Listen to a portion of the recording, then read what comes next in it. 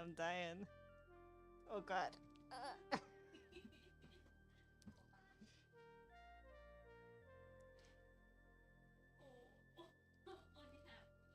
Depression.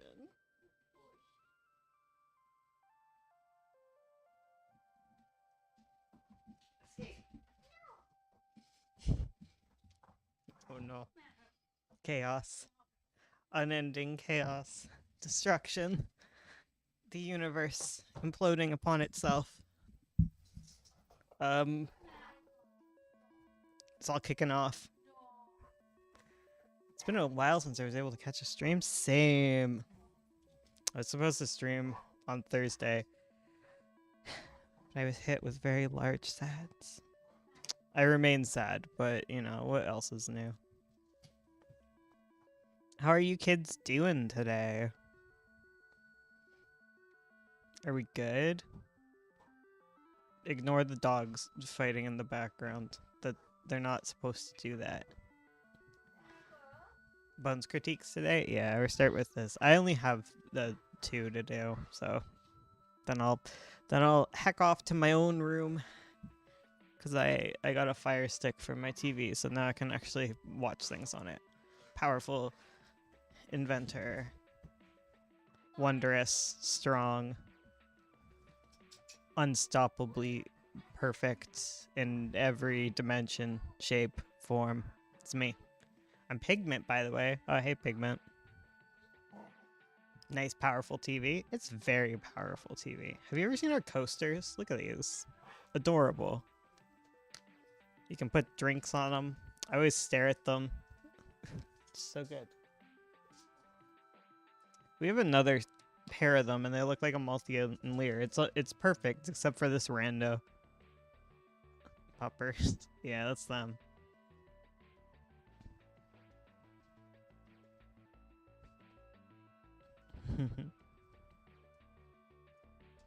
You guys have all seen my possum.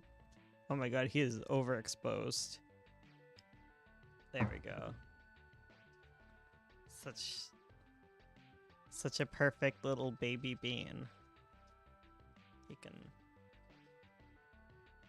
sit right there. Ah! He died. Save him before Serena kills him. Oh, he lives. Very bright possum. Yeah, star pupil. Dead. He's not overexposed. He's radiant. Oh, true. I'm planning to buy a Wacom tablet. Wacom.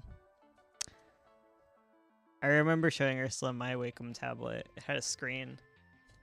It's this big. Remember that?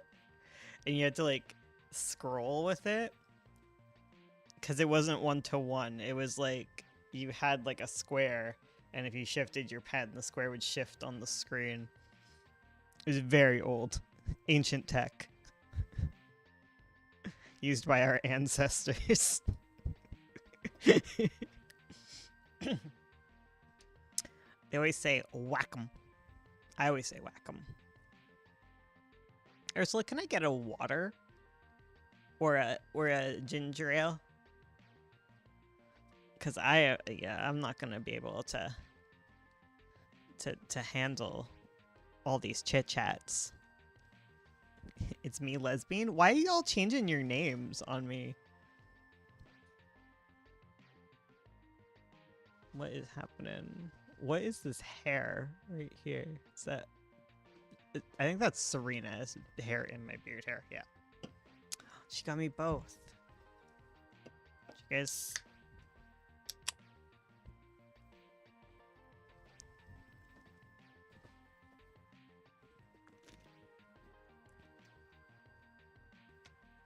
My goob. BattleBoxCat. At least BattleBoxCat hasn't changed. Whack 'em. Whack 'em. Wacom. No one knows. It's a mystery. It's a little serious mystery for serious mystery lovers. I see a bird cage. I see a bird in the cage. Yes. The bird is in there. Yeah, she's hanging out at a place she doesn't usually hang out. Because she wants to show off to you that she exists. Oh, there's Fado. We have an unending cast of characters in this house. One of my many universal. I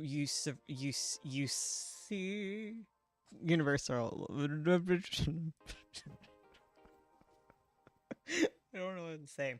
Oh, I left Twitter because, you know, and I've gone back to Tumblr. So if anyone else has gone back to Tumblr, please be my friend. Oh no, my hands become a possum. Oh, we gotta live with this. At least I have double hands now. I have 3 hands. Tumblr rises again. What's Tumblr? It's used to make alcoholic beverages, I believe. I'm in the process of immigrating to Tumblr. Oh, my hands. The possumitis has been cured. Oh my goodness. I'm mostly just waiting for AZ to show up because they're like the only one who's gonna show up for me. If at all. I mean, it was good that I didn't go on Thursday, right? Because y'all would have had Thanksgivings. Did you guys have good Thanksgivings? Did you give thanks? Did you eat a gobbler? Did you know that male turkeys are called gobblers? And that only male turkeys gobble?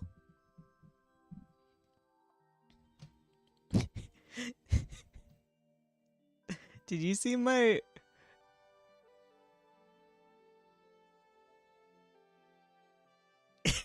Did you see what I said in Patreon chat last night? I forget what hour of the day did I send that? Okay, 1 a.m. No, wait, no. Yeah, okay, 1 a.m. Did you know that there's an estrogen pill that's derived from horse piss?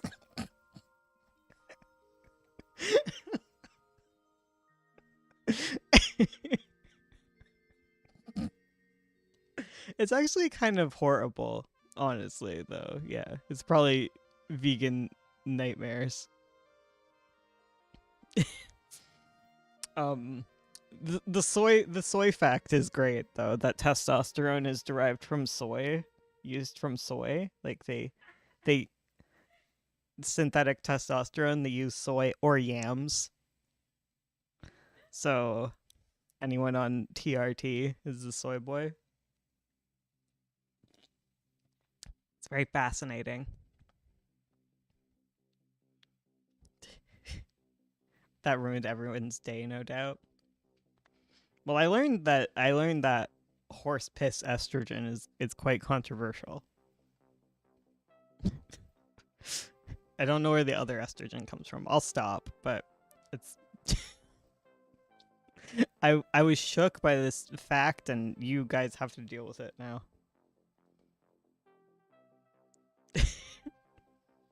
A soy boy, yes. I'm a soy boy. I have to get a Lupron shot this week. I hate it. Lupron shots, they have the biggest needle for that thing. Damn, Lord's son in hell. Like, it is a boba straw, that thing. It's a short boba straw, but it's a boba straw nonetheless. Yeah, man.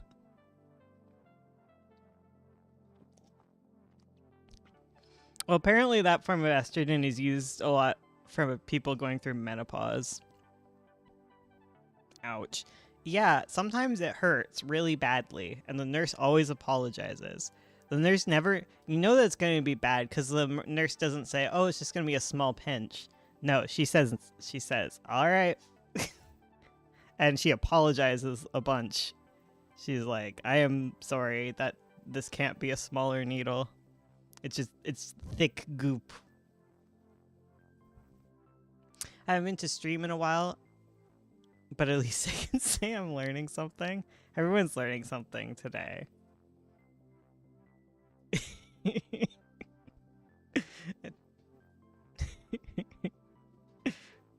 So you're about to die. Yeah. I don't think AZ is gonna show up. I don't know if they know. Does he know?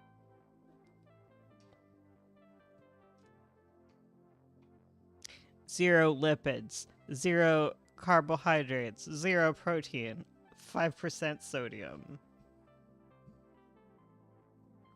Not a significant source of potassium. Good to know. 5% is a little, 15% is a lot. Love that.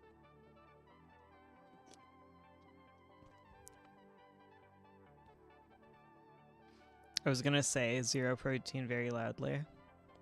Very proudly. It's so sowy. Oh. So sowy. You have a 20% chance of survival. Oh, I was gonna say about AZ. Yeah, I don't know if they know. I'm just having a blast. I always dread live streaming, honestly. But then I do it and it's fine. And then I do it for too long and everyone leaves and I'm not fine. I need to make YouTube videos again, but I try to do them, but I just end up crying, and y'all don't want that. Y'all want that for one video. You know, everyone loves the my mental breakdown video, but you can't make a thing of it. Singular YouTube video, yeah. I need to just go through old live streams and cut things up. Bones cries, not clickbait. Yeah. I think I've cried 4 times in therapy. And I've been in it for 2 years, so I'm doing good. I don't want to see Bones cry. Me neither. That's why I don't do it. Do you ever just cry while looking in the mirror? Like, you're like, who is that? Who is that loser right there? What a baby. Bones should be happy. I shouldn't be. Life sucks. I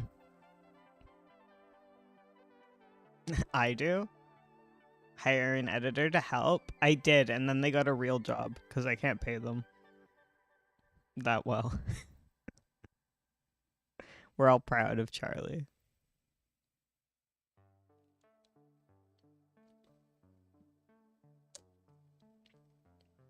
I've cried a significant amount in therapy, but I've also been going nearly my whole life. AZ is busy, said in the Discord. Oh, okay. That's cool. I cry too much. Yes, you do. It's disgusting. Progress report. You're bad. Sometimes I cry thinking about my dog's short lifespan. Oh my god, same.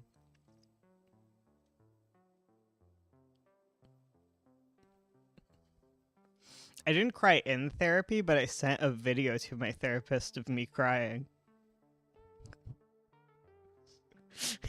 I've sent 3 videos of me crying to my therapist. I just wanted him to know what goes on at 3 a.m. in the Bones house. Sending him friends. Well, I got into a habit of doing voice recordings, and then I ended up with a lot of random voice recordings from emotional moments. I wish I had a therapist. I'm sorry, it's very privileged. It sucks. I'm lucky to have an Ursula. Sorry,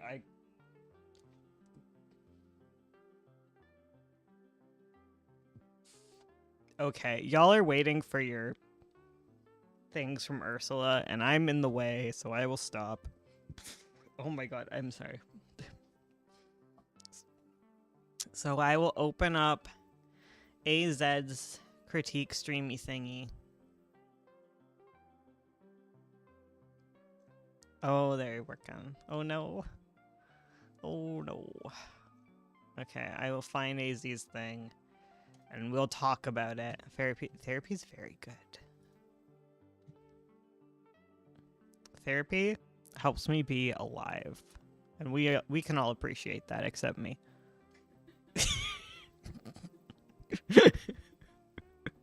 I'm sorry. Okay, so I didn't read the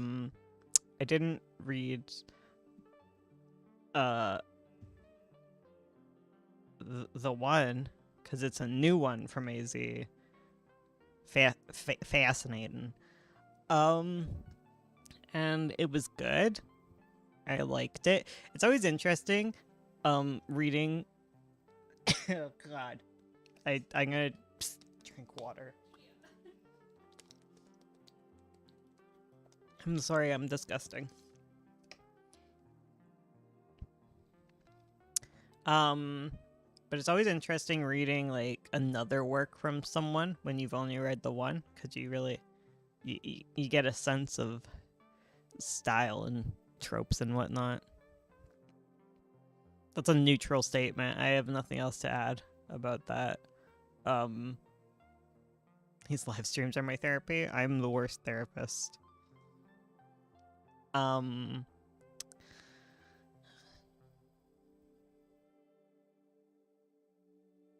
It's good. I liked it.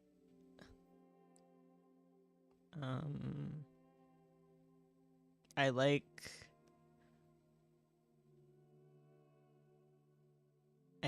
the characters. I find you do a good job of getting characterization down really fast and strongly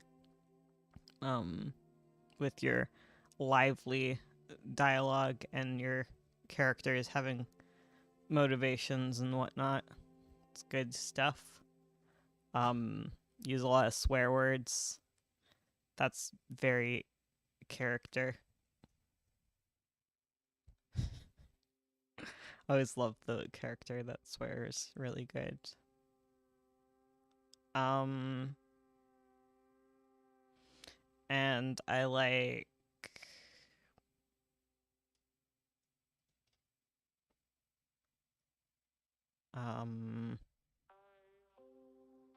what do I like?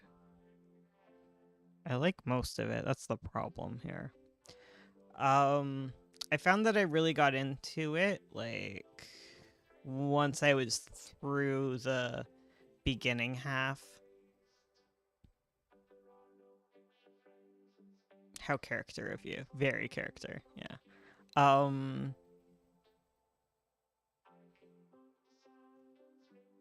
I found, I guess the main issue I found was like it was hard to get into initially because I found it was a little I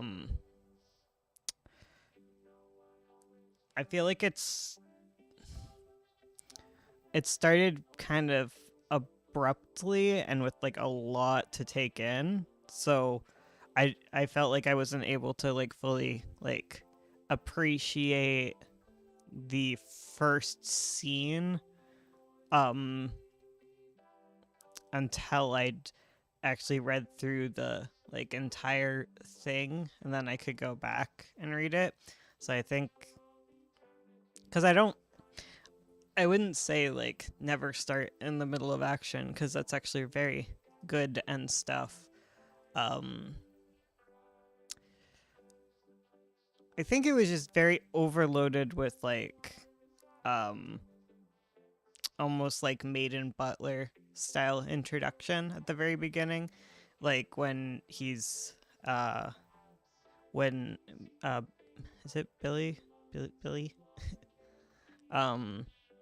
when Billy does the rant, and like the rant is very character driven and has good voice to it, so it's like a little more forgivable, but it's a lot of information to like unload, and it'd be fine if it wasn't like super critical important information for understanding stuff.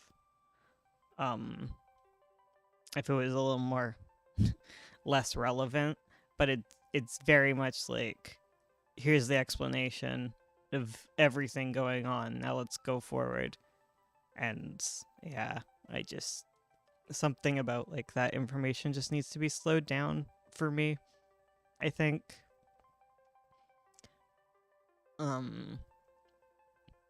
Because once I once I'd gotten into it, like I was able to pick things up, but I found I was kind of behind everything until the very end of the second scene, and I was into the beach scene.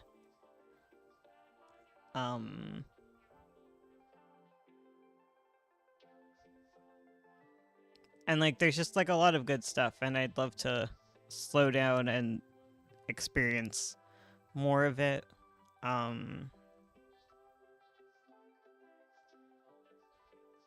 Because I know there's like a lot of like backstory and character stuff going on,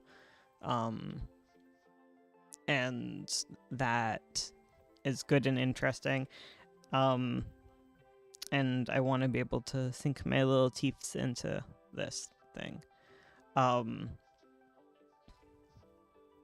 guess my other question is just like how long this is supposed to be, like how much we going into this story, because that also like changes my opinion on things, because I might lessen up on details if it was gonna be a short one, but I might slow down and expand if it's longer.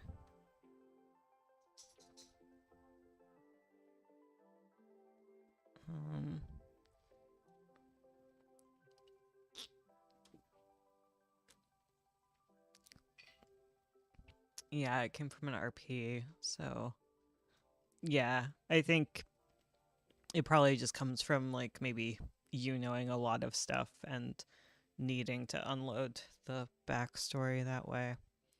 I think you kind of need to just parse like what is important for telling this as a standalone, um, versus like um, what is just like cool background information that is okay to just stay in your head and in your heart. Um,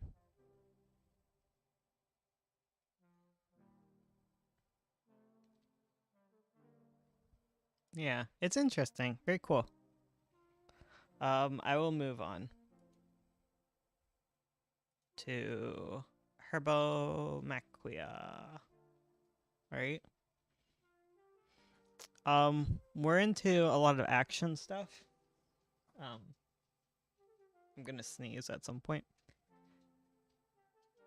Oh no.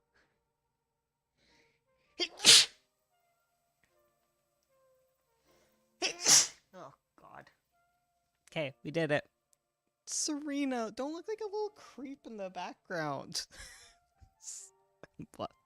I don't know how Ursula does this because I could like show it, but yeah, critique window. Like I can be, yeah. So I read this thing, and I feel like it's gonna be once again like a lot for like Ursula to dig into. I like the tension that is coming from both like the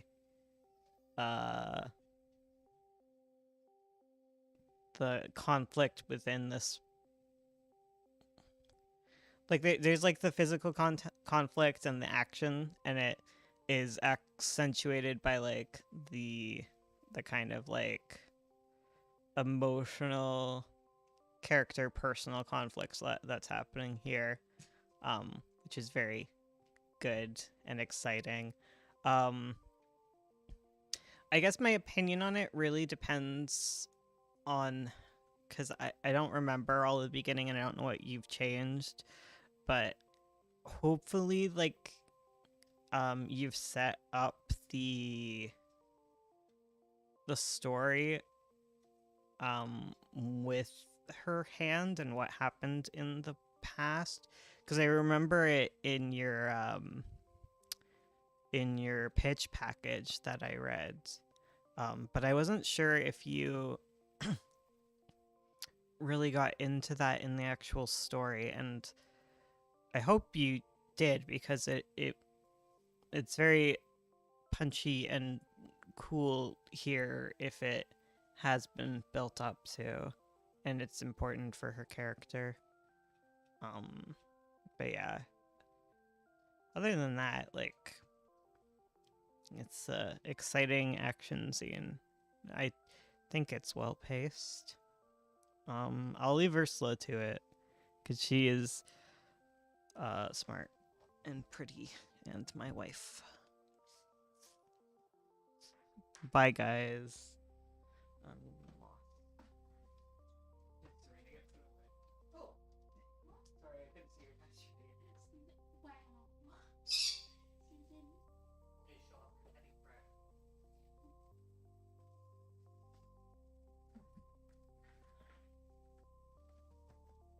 Wow. Hello.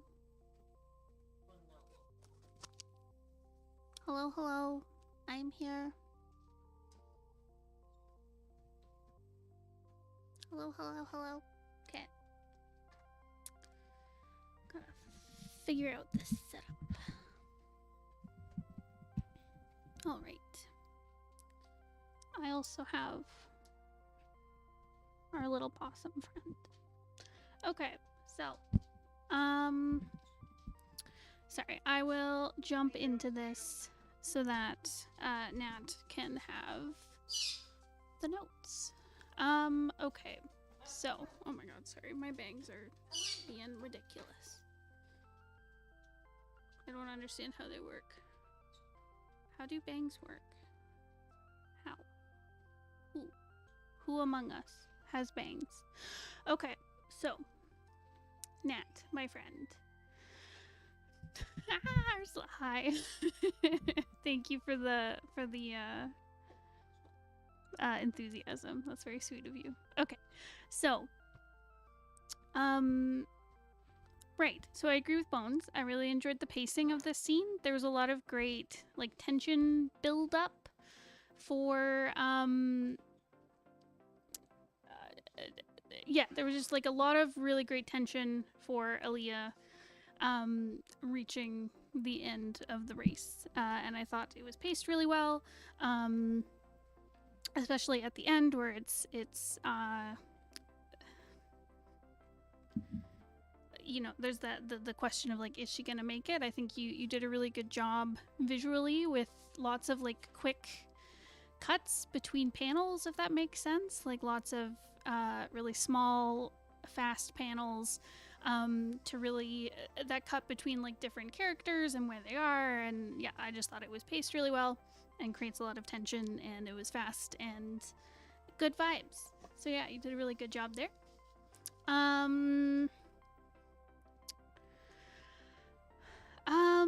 I also really, I thought the part that shined a lot was this confrontation with the other competitor, where Aaliyah is being like attacked and by all the vines and stuff, and then she breaks free. And yeah, I just thought that was really well paced. I thought the paneling was really nice. There's a lot of really great like back and forth that you've created between the characters, where it like literally switches between the competitor and Aaliyah back and forth until she finally like punches through and breaks free. And I thought that was just like a really nice setup and very dynamic as well.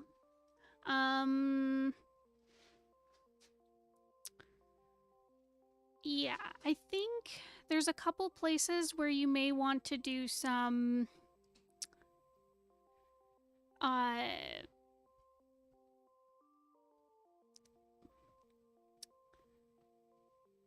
sorry, what I'm thinking of is this page here where one of the competitors is like sauntering up slowly to the finish line. Yeah, just the opening panel, it feels I think it just feels too close up for me. Like, I know we're being shown kind of the context of like the you know, where the map of where everyone's at leading towards like the finish line podium thing, but yeah, it just feels like we're missing the context. I feel like if you pulled out on this first panel and kind of showed more of what is around the character, just to show them emerging from the trail toward the finish line the way you do. Like, I think the third panel on the page, but the second panel of this character where they're stepping onto the finish line, I think like keep that because it shows them winning, but I feel like we need like a little bit more context of them arriving. So yeah. I just think it's too close up, and I think pulling out will, one, give you a more interesting composition, but also yeah, just help with information.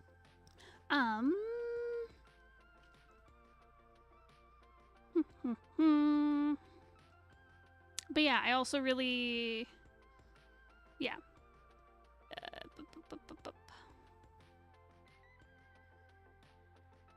I think also for the final page, I love the concept of it.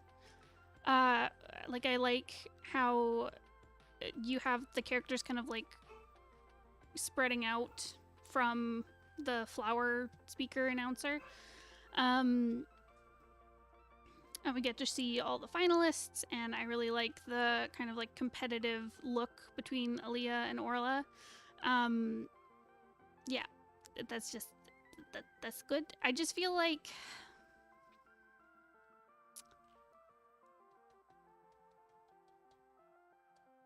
it could be made like a little bit more punchy, because right now they're all looking off to the side. Some of them, because of the shape of your panels, have more space around them than others. So like Orla is like really well framed within the panel. This other finalist over here is like framed really well, But then like this top character here, like admittedly, like not all the competitors are going to be super important, but like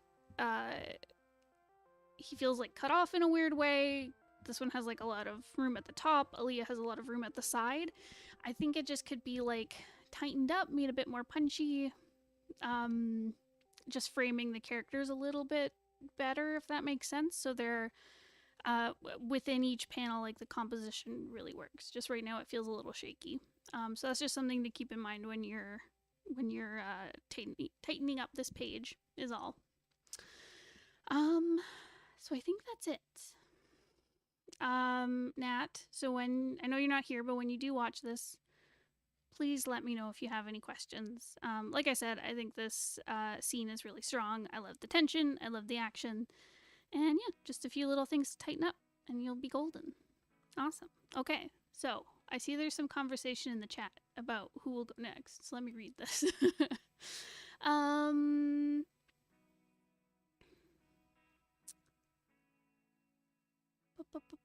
Sticks should go before me because they're already at work. Okay, so Sticks and then LesBean and then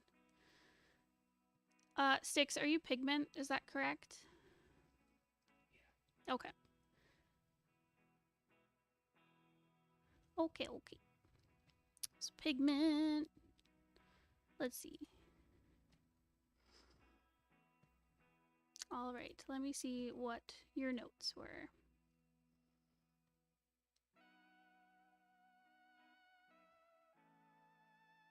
Yes, okay, awesome.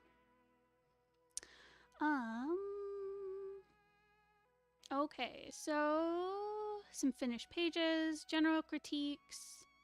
Here are your thoughts on the colors used, especially on the classroom page, lighting in the night scene, and the anatomy of Nyx's head would also be good. Okay. Awesome. All right. So, okay.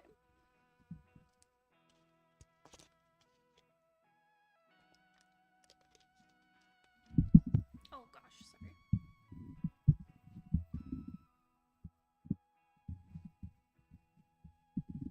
Sorry, just fixing the mic stand. It's so wobbly. What is going on? Quit your wibble wobbles. Okay. I don't know if that was clear when I said fourth.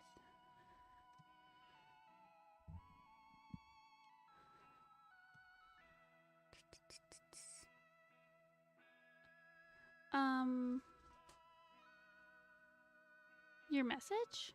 Oh, I don't know.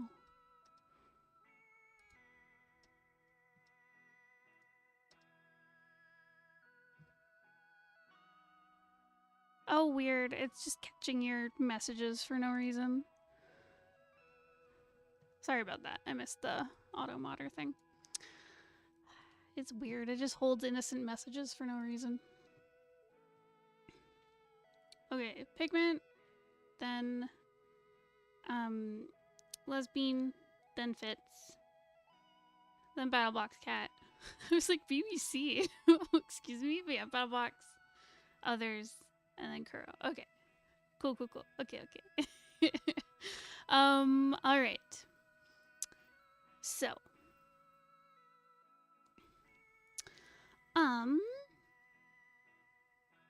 All right, color-wise, I like how you have, I like how like you use a little bit of differentiation between the two panels here. So like you have this like call out panel where we're looking at the top of Nyx's head and then the blackboard.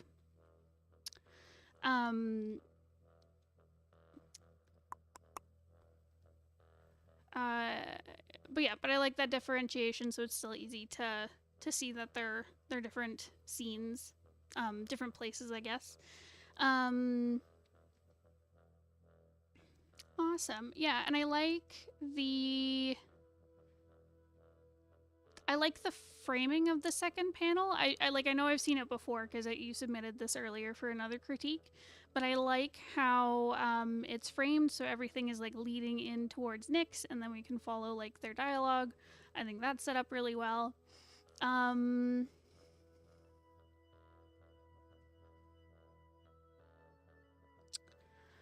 color-wise, I think the last time I looked at your finished pages, I think there was still some contrast issues, and I think I'm seeing the same problem here. So what I'm seeing is there's a lot of mid-tones being used.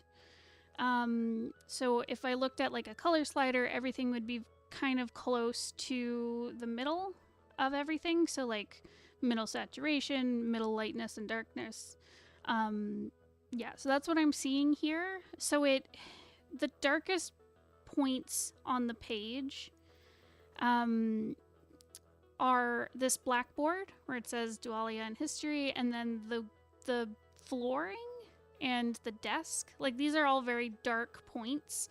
So like my eye honestly follows like the list of classes as Nyx is walking in the door, and then I look at the blackboard, and then I look at the desk, and then I look down here at the floor. And I think you need something to kind of bring you over to Nyx a little bit easier. That could be... I think what would really help you is like really lightening up the floor so it's not so dark and it's not calling as much attention. And making Nyx like a little bit darker, if that makes sense. I tried to avoid that. I used the black and white thing again. It's hard. It's a hard balance. It takes a while to get it right. I totally have struggled with the same thing. But I think, yeah, in this case, I think Nyx just needs to be like either surrounded by darker elements, so you could make some of these desk elements darker. You could make like the alphabet behind them darker, or add more posters behind them so they're framed by like maybe some darker colors, or you could make their colors like a little bit darker, if that makes sense. And in tandem lightening up like the background, like the wall or the floor, that kind of thing, just so that your contrast is on like what you want to look at. In this case, it's probably Nyx talking, right?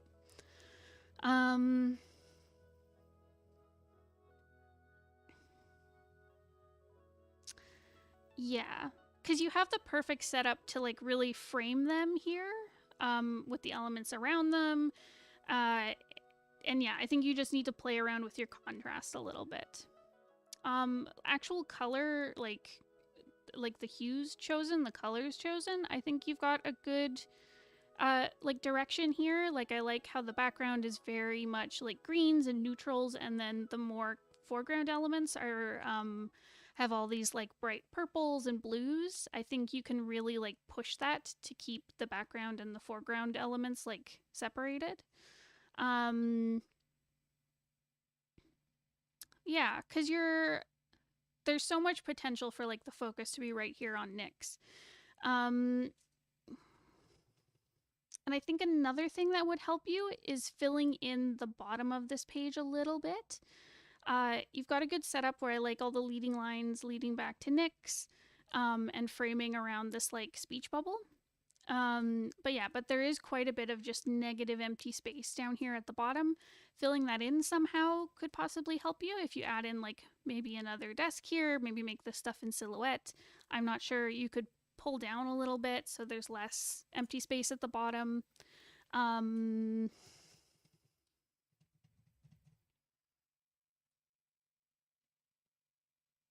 Yeah, you could also use like add some texture to the flooring, like adding in like a tile texture or a linoleum texture. I'm imagining a tile where you can see like the individual squares or something, because you could use those as well as leading lines, kind of leading you back to Nyx and the speech bubbles, same way you're using the lines of the desks.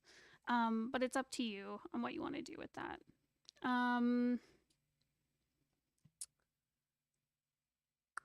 Yeah. So, do you have any questions on that? Or anything I didn't cover there?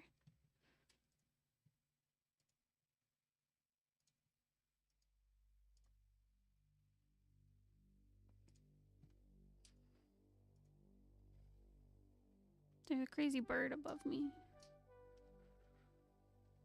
He hasn't noticed me though, so I'm safe. Maybe a backpack, like a kid put it in the ground. Yeah, totally. You could add some like backpacks or like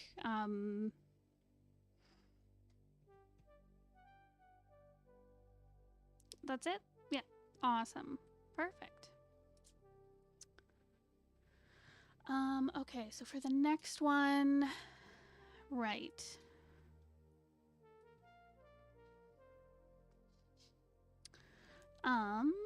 So you were, for this one, you were wondering about... Oh, no, sorry. So that's for the night one. Okay. So general critique on this one. So yeah, so compositionally, I think it works great, especially this top panel. I like how Nyx is framed by all the trees. I like how you have this kind of like gradient of light focusing on Nyx, and it kind of gradients out to like to dark as it goes out. I think that's a really great little like spotlight on Nyx.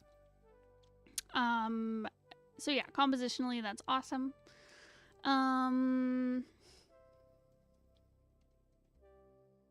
Yeah, and it's very easy with the colors you've chosen to follow Nyx, because everything is this field of green, and then you have like the purple and the like I guess orangey reddy kind of tones for their skin. And you really follow that through. So we go from Nyx to the call out panel and then to their transformation stuff. So yeah, that's awesome. I wonder if you could do something fun with the final panel where we're looking at the transformation, because I love that like magic effect. I'd like to see... It's hard because I wouldn't want to overpower that with the background color, but it might help to go even like super dark with the background, like go like almost black, even if it's like a gradient or maybe some texture.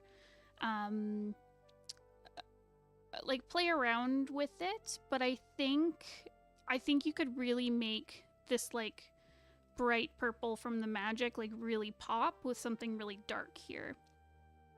But yeah, the whole thing doesn't have to be like a flood of dark, but yeah, you can play around with it and see what you like. But yeah.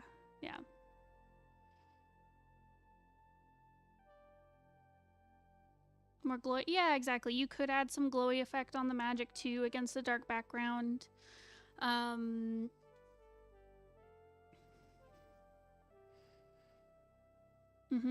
Yeah, I'm trying to think of what would be a good contrast. Black would obviously work, or something like a really dark gray would work. A really dark purple, like Lemon said, could also help highlight it. A really dark saturated green could also work. Yeah, give a few things a try and see what you like there.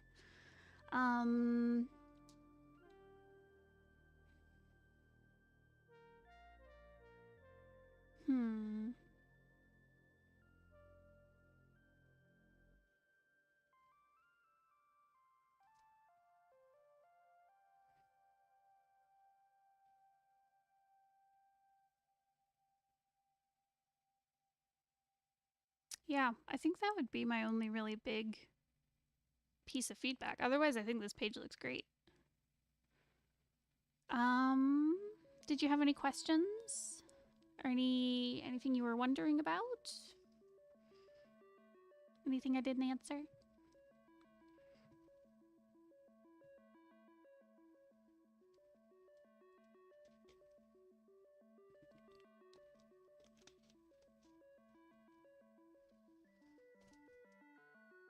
Nice. Awesome. So I'll go to the next one. Okay, so you were wondering about the lighting for the night scene and then the anatomy on Nyx, like with them looking up. Oh, sorry. One thing you were indecisive about was the placement of the zoom panel. So I think it works really well where you have it. There's a bit of like a line that leads from Nyx in this top panel to like, it's kind of like you have this oval shape of the clearing. You also have just the way that like Nyx is like standing, like the line of their stance and the placement of like the backpack and the water bottle and stuff. Like it kind of leads you here. So I think the placement works really well.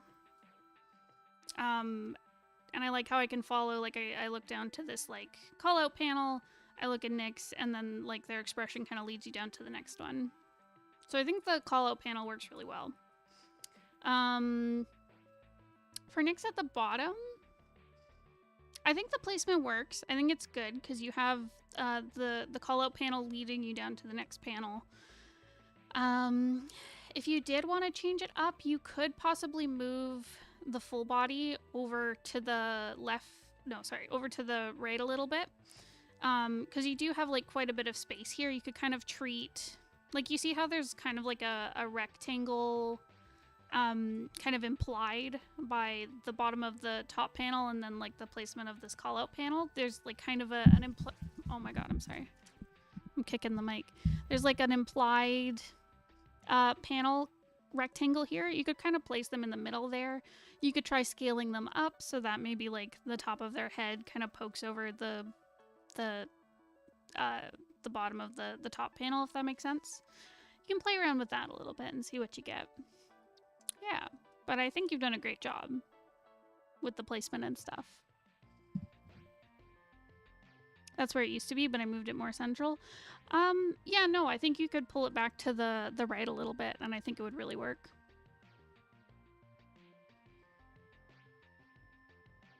I think that would strengthen it, because that's also along a focal point within... Because with your comic page, like each panel has a composition, but the full page also has a composition. It can be kind of difficult to like make them fit in together. So within the composition of like this bottom panel, I think moving them over to the right a little bit would help you, but also they would then be on like the focal point of the entire page as well if you move them over a bit. So yeah, so I think you're on the right track there. Yeah, was there anything else before I move on to the next one?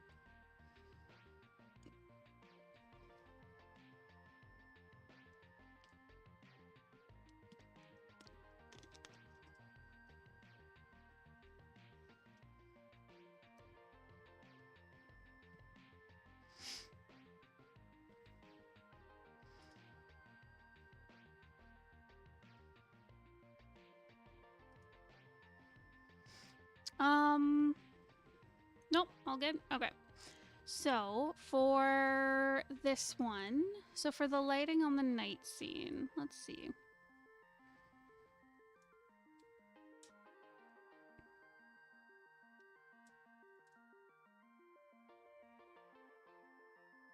Yeah, so I think you've done a good job with, like, color grading everything so it feels like nighttime. Yeah, I like how there's, like, a cool tone to everything, and then you have... Oh, hello! I'm sorry, we're being interrupted right now. Hold the phone. Hi! Hello? What you doing? Hey. Oh my god, sorry, she just jumped on the the microphone stand. Come here, baby. Come here. Yeah. Oh, there's baby. Hi, baby. Look, you're on TV.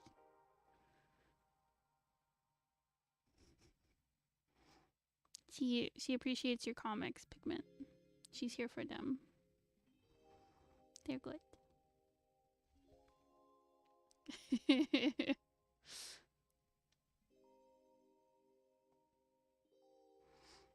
Oh no, the bots are here. And you're on my dominant hand, peeps. I'm sorry. The bots are attacking.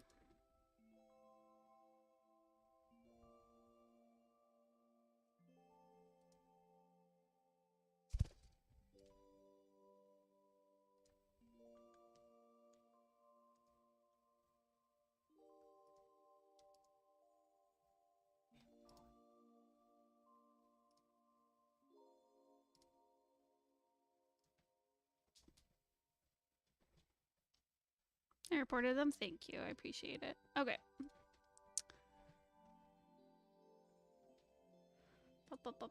Okay, so returning to the critique. Apologies for the detour there. Okay, so yeah, so the lighting, the colors you've chosen, I think are all really great. They work really well for a night scene. I like how you have the warm colors kind of coming from like the lights in the window and the street light. I like the way you use the light to like affect the characters in the scene as well. Like I like how you see like even on some of these background characters, like you see the light hitting their back and then the shadow on their fronts and stuff. I like how these two walking by like the window are like silhouetted by the light. Yeah, I think that just works really well. I would be interested in seeing maybe more of these streetlights, but I don't know if that would like distract from the overall composition. You'd have to play around with it. But yeah, it's really nice. I like the lighting, like the color choices. I think you did a good job there.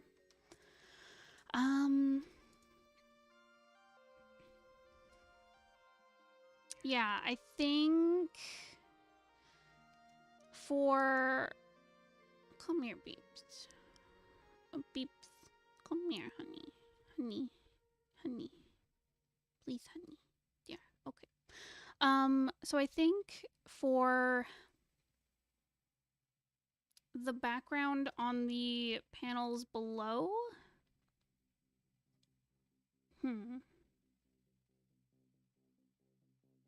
I think I'm worried again about contrast.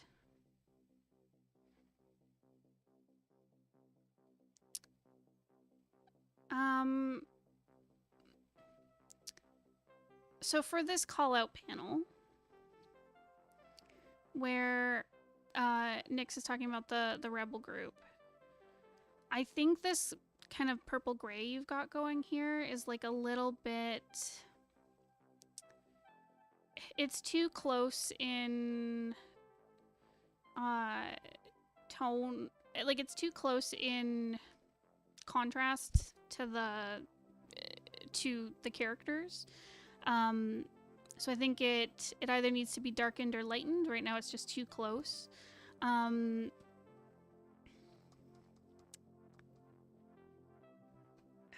not sure about the purple in the background. I'm not sure if it's like too light or too dark. I'm on the fence about it. It might help once you have... Oh my god, can we... Sorry, the bird is attacking my mouse cord. Ma'am. Mademoiselle, can you behave? Thank you. She's trouble. Do you want to cuddle? You want to cuddle my cheek and bite my headphones? Okay. But yeah, it might... The purple background might be helped once you fix, like, that call-out panel.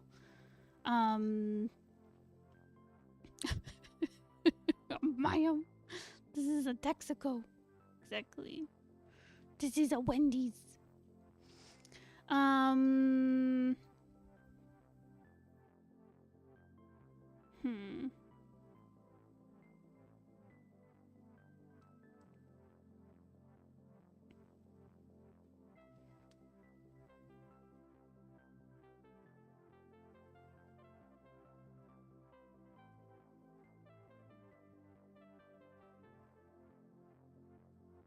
Yeah, I'm not sure how much you'd want to do this because I feel like there's a bit of like style going on with the way you're doing these like full color floods for backgrounds and stuff, and how not every panel has like a panel outline on it.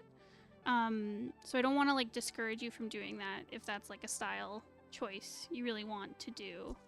But it might help to, at least for this like middle panel of Nyx looking up, to like confine it within a panel, even if it's just like a line, like you know, like the panel can span across the whole page and kind of tuck behind these other two panels, if that makes sense.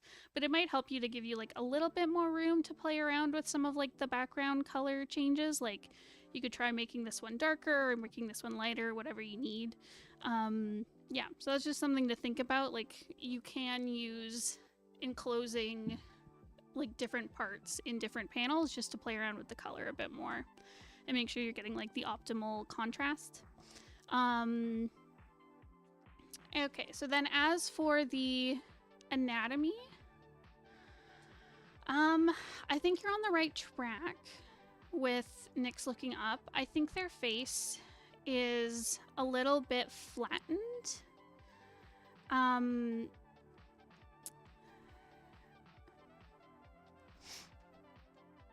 Yeah, I think you've got, okay, so I think you're on the right track with, because when you, oh baby, when you turn something, when you turn like a face upward, like I think you're doing a good job with like compressing the features so that they're like it's in the right perspective, but I think you need to utilize overlap a little bit more.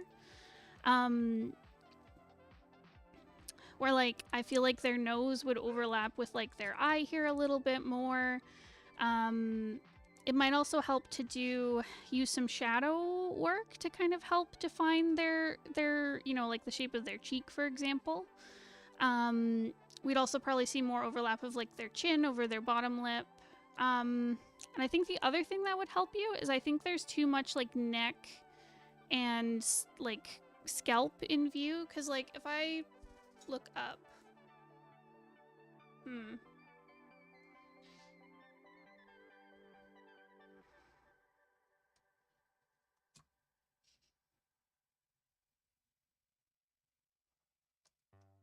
yeah, I think there's too much kind of neck and like the back of their head in view, if that makes sense. So that might help you as well. Would it be possible for me to go next? I have to leave for work in 30 minutes. Okay, yeah, we could do yours after BattleBox.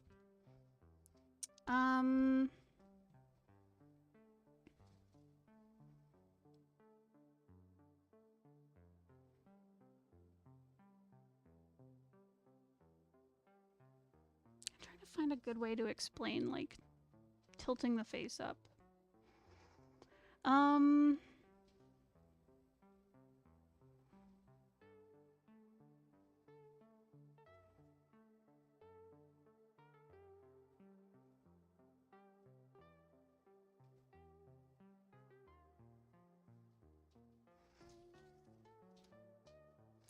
Yeah, I think like I like that you're working to connect the neck to the jaw and the head.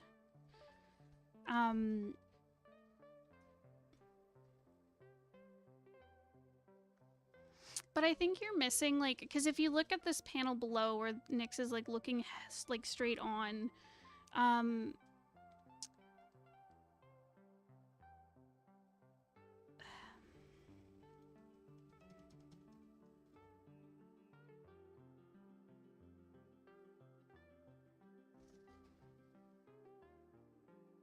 yeah, I think there needs to be just like a little bit more separation from like the head and the neck. Cause like I feel like we'd see like more of like an indent here, where like the bottom of their face goes back until it like kind of gently slopes into their neck. Like it feels like we're just missing that shape of their jaw, especially because they have like such like a squared off jaw. Yeah, and I feel like we're seeing a bit too much of the back of their head, and I think their hairline could also be moved up. Like it feels like we're looking at the hairline kind of like straight on instead of like tilted back. So those are just things to keep in mind. Hopefully that helps and isn't just useless gobbledygook. Yeah, so let me know if you have any other questions on that.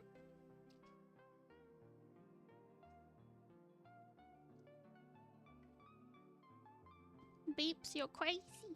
You're a crazy bird. You're a crazy bird. You wanna come here? Oh, that's a good girl. Hello. Hello, sweetheart. You're crazy. Mwah. It's a tricky pose. It is. That's like, I still have trouble with like directing faces up in my drawings. I totally understand. Appreciate the advice. Awesome. Cool. So let me know if you have other questions. I think that's it. Face tilts are terrifying. Yes, I'm glad we all agree. Okay, so next is BattleBox.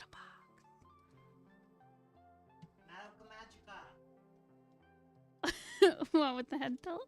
Yeah. Ma'am. She's so much trouble, this bird. This bird. Alright, what are your notes? Alright. Alright, so the first one, you're playing around with color theory. Okay, opinion on the colors, how they're blended, think of the saturation, light and darks. And you use some blur, kind of a vignette effect, and you're not sure if it's effective. Okay. I returned to retail purgatory. I'm sorry. Good luck. You can do it. Beeps. You can't rip apart our equipment. No. That's illegal. Oh no. Oh no. That's illegal. Oh no. Okay. Alright. So, color theory wise, I do not know why I cannot say theory. I apologize. Okay. So, color-wise, yeah, so I can see that you're using, like a contrast between, cools and warm colors, as well as, contrasting, like, red with green quite a bit. There's a little bit of orange and blue going on as well.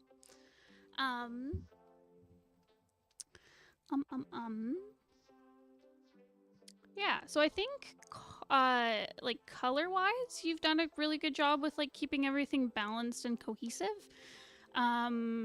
So... yeah, there's good balance going on. So, like, I like the use of the warm colors for your characters who are in the foreground, but I still like how there's, like, you know, the greens have been kind of mixed in throughout. So, for example, with, like, this character's eyes in the book, there's a little bit of green tone in, like, the pants. Yeah, I think you've done a good job with, like, your color choices and, like, where you've placed them.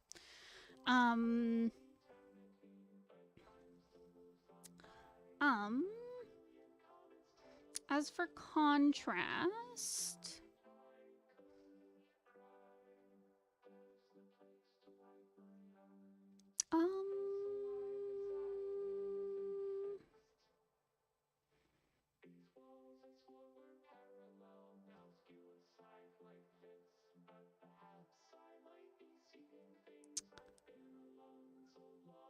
So, like, individually, I think different pieces have good contrast on them. But I'm not sure if the... so, in the places where there is contrast, so places where I'm seeing high contrast, one would be on this character's face, where they're surrounded, like, lots of shadows and darker colors, and then there's this, like, kind of, like, white... almost spotlight on their face. You also see it down here on their hand. And then same thing here. So on the side of his face, there's you've got some spotlight happening. But another place where we're seeing lots of dark contrast, one is with the tie. So this tie is almost like the darkest part of the piece. And we're also seeing some really dark shadows kind of like along their chests with the shadows and stuff. Beeps. Ma'am. Ma'am, this is a Wendy's. Okay. Yeah, so I think there's just a bit of a... so I think your techniques are there. Like, you've got the foundation of what you need to do, where I really enjoy the way you're using lighting. I find the way that you are... like shading individual pieces is really lovely. Like I really like how you've used the shadows on his face to really like, you've got a good sense of like where the different planes, like where light and shadow kind of mix on your character's like forms, if that makes sense. Like, yeah, you've got a good sense of like where to place shadows. I find the shapes of your shadows and your light very interesting. I like how you've got a good mix of using kind of like sharper lines and then softer gradients as well for your shading, which creates a lot of visual interest. And I think you have a good sense of contrast. I think you just need to be more deliberate on where you're placing it. So for this picture, I find the composition is a little bit confusing. It's hard to tell where to focus. And I think part of it is I feel like the focus is supposed to be on their faces, but the faces are not like in focus. They're very pushed off to the... Oh my god, sorry, this bird is trying to rip open the mouse. The computer mouse. Ma'am,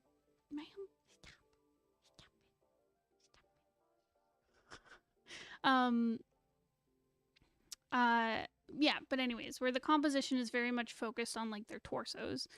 So yeah, so I think if you were very deliberate about where you're putting your highlights and your shadows and how you're framing your compositions and your characters, I think that will really help you. I think that's just what's missing from this. It's like he's looking off into space. I always struggle capturing the balance between lights and shadows, so I appreciate that. I think you do that really well. I think you've got a very good sense of light. I think you've got a good sense of form. I think it's just like focus that you really need. As for the blurry edge effect that you were using, again, it's an interesting effect. It creates this kind of like hazy feeling to the piece, which is interesting. I honestly like where it's used around like this character's head, where it creates just like interesting contrast, where you've got these like nice dark shadows around his face, and then these kind of gauzy highlights like on the rest of his hair, and it makes it feel kind of feathery. And I think you could use this effect like again to really like highlight things, make things really interesting. It does give that kind of like dreamy romance effect. But I think it just needs to be placed really thoughtfully, where like what you want to be in focus would maybe be like I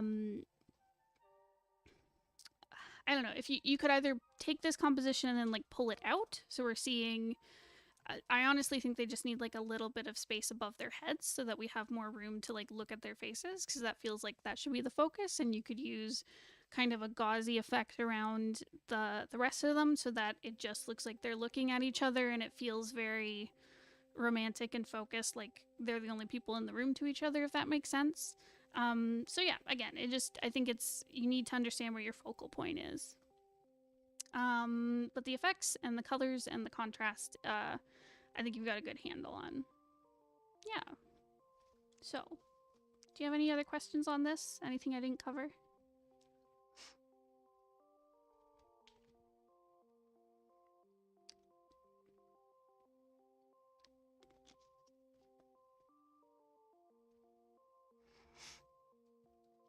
Romance indeed. Yeah, you can use like blurry stuff to create like a lot of really interesting effects and like kind of tones in your work.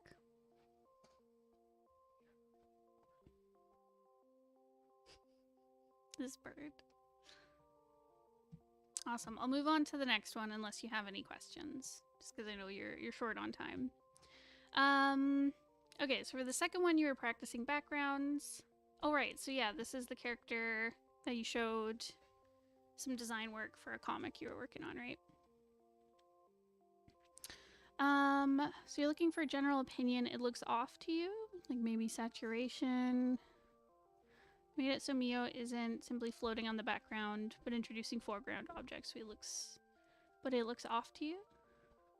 It's driving me insane. Oh no. Okay. I will see. Okay, so. Okay, so I think I understand what is maybe feeling off to you. So first off, I really like what you're doing. I love the introducing the foreground element to create lots of depth with it. And And I like how you're integrating the character into the background. Like, I like how you've got shadow going on, you've got grass overlapping, like his boots. He feels integrated. He feels like he's under the same lighting, he's under the same like weight and gravity as the scene. So that's like awesome. But I think what is maybe feeling off to you is I think it's a perspective problem that's going on. So it's hard to tell. So it looks kind of like he's sitting on a bit of a hill, for one, and I'm not sure if that's what you're intending here.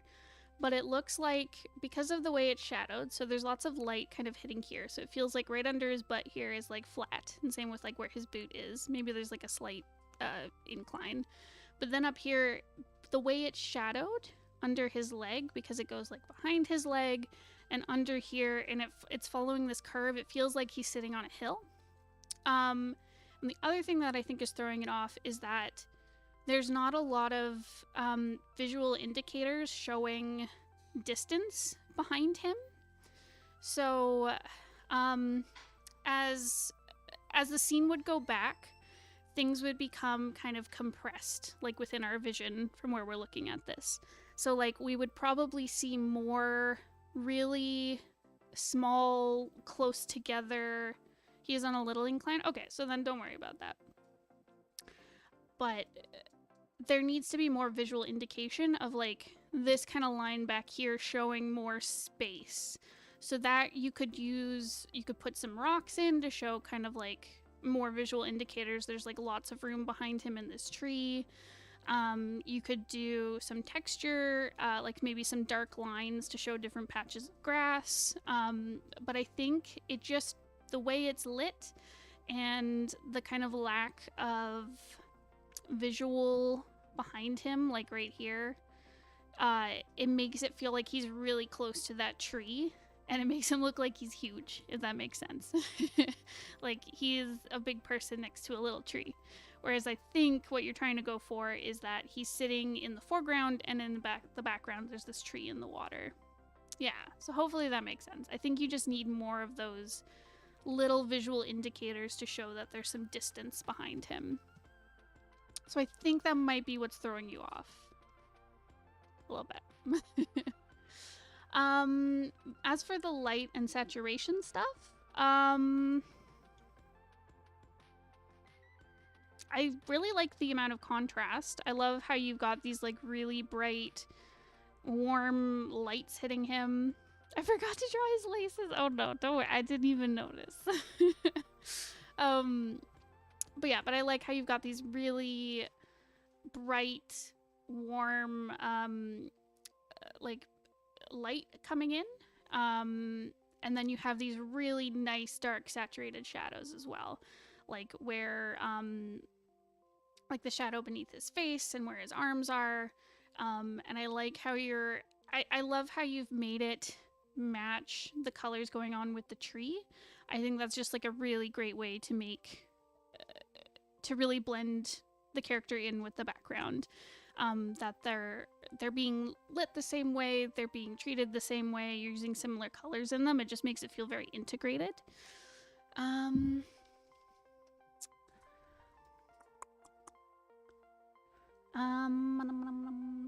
What else am I thinking here?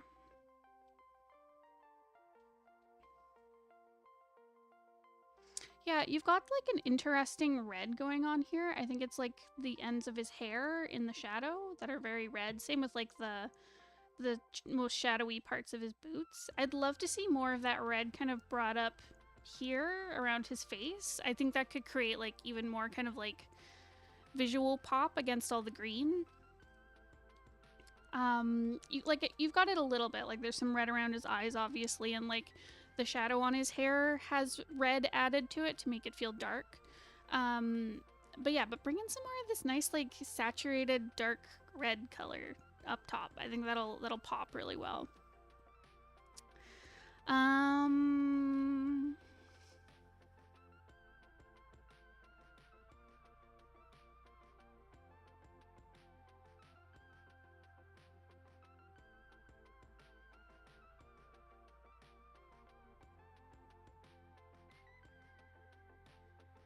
But yeah, love the lighting, love the effects. Awesome job. Do you have any other questions on this? Is there anything I didn't cover?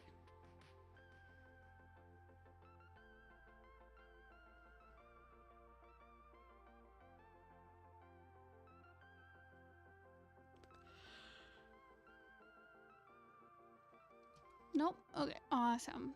So we'll do the last one. So the final one is a light study. I've never been that great at shadow and saturation. I forced to darken my darks more than usual. I think it looks okay. I'd love feedback regarding the lighting or shading.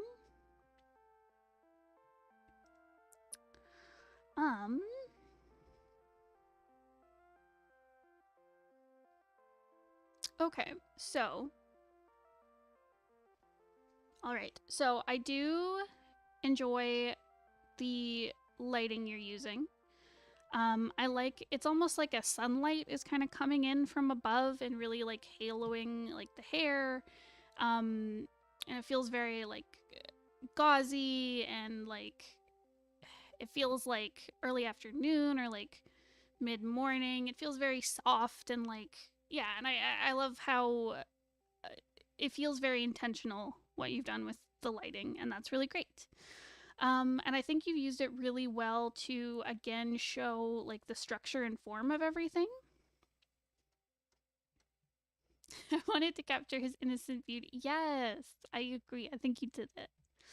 But yeah, but I love how you've used these shadows. Like, I love this shadow of like the hair that's been like pushed back behind his ear, where we've got this like nice dark shadow, and then above it's like very like there's a really clear difference between like the different shapes and planes and stuff. And same with like the hair that's like underneath. I like how it's like all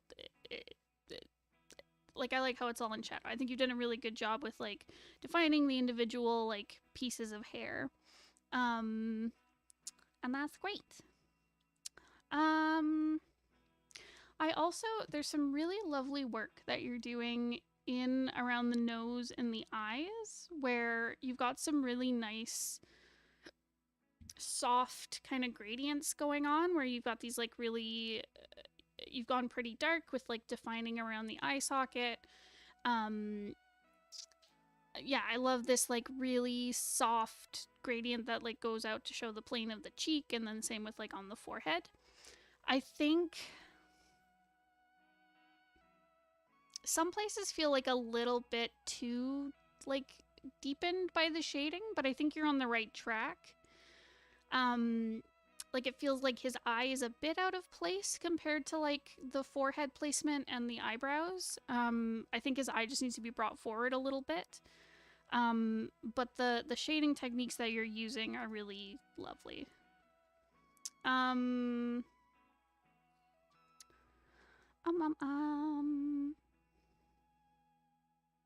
The other thing I'd be careful of, so you've got these really dark, kind of inked in shadows under the chin and then with like within the ear, but it's missing from a lot of other spots, with the exception of like the eyelashes and the pen. Like those are all the darkest spots you have going on.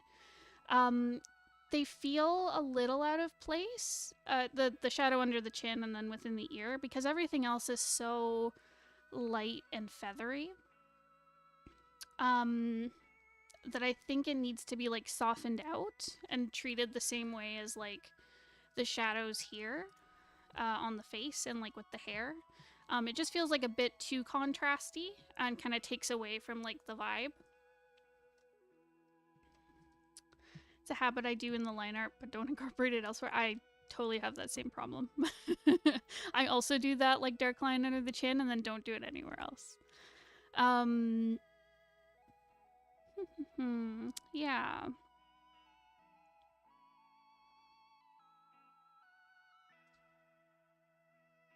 I think there's places where you could push the contrast a little bit, like using a bit of a darker shadow, like with the hair underneath, for example. I think you could use like a little bit darker of just to define kind of like the shape maybe under the chin or like where the bangs like overlap the forehead, that kind of thing. Like I think you could go like a smidge darker, but I think overall you've done a very good job with like the highlights and the shadows. And I wouldn't want it to go too dark because this is a very like light and airy piece.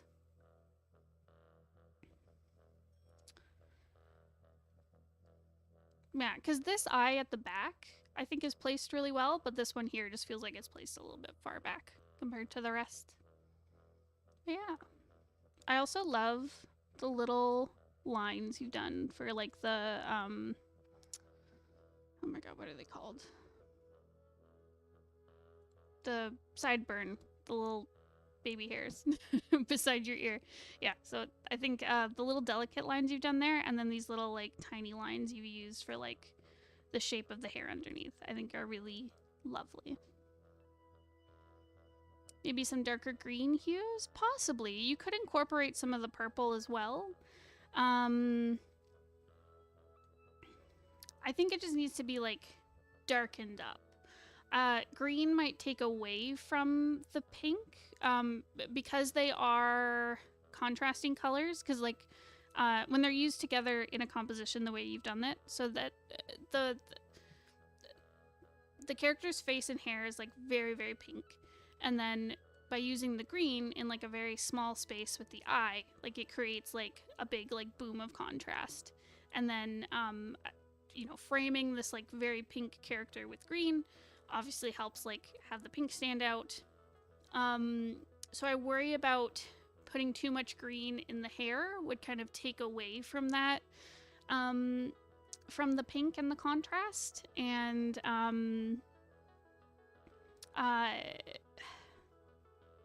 I like how you've subtly added some green in, but it creates gray. So when you add like two contrasting colors, like pink and green, it creates like a gray color. So be careful of that. I wouldn't want too much gray to be in here. Like keep it subtle, but I think it just needs to be darkened up here and there, if that makes sense.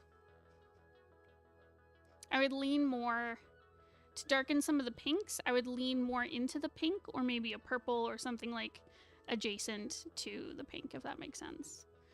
Because yeah, the green could turn it kind of gray and muddy. How about the neck? Does it look right? I feel like I may have made it too thick. I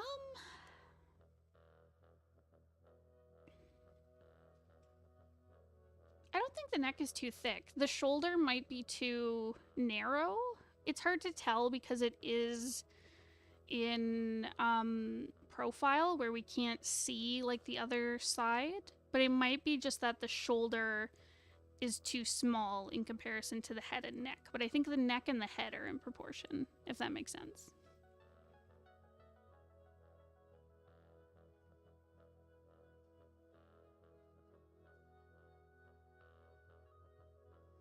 If you wanted to make the neck a bit more narrow, I would pull from under the chin here. I really like this straight line from like the back of the head to the shoulder. I think that's really strong. So if you did want to narrow it, I would narrow it here, like under the chin at all. Yeah. So, is there anything I didn't cover? Anything you had questions about for this?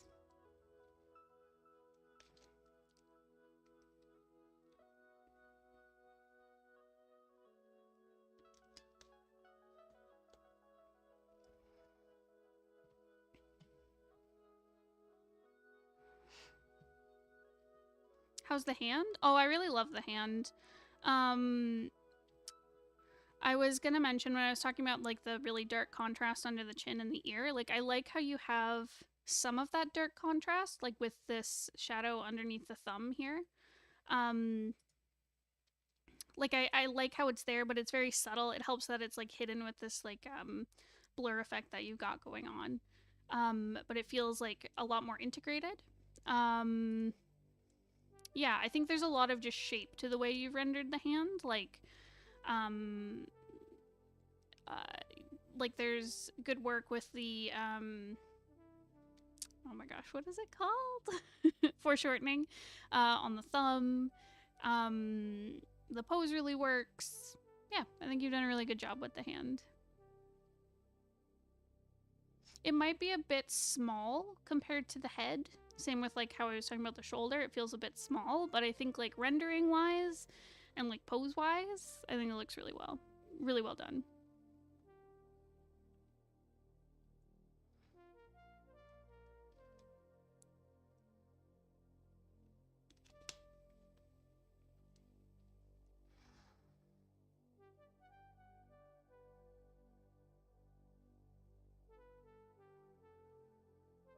Yeah.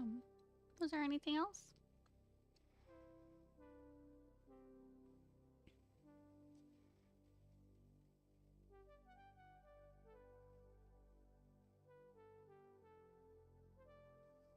I have to go. That's all for me. Next time, I hope to have some thumbnails. Awesome. Well, thanks for submitting. Good luck at work. All right. So, I can't remember. Who do we have next? Let me see. Where was it? Where was that list? Was it LesBean who needed to go? LesBean, okay. And then Fitz?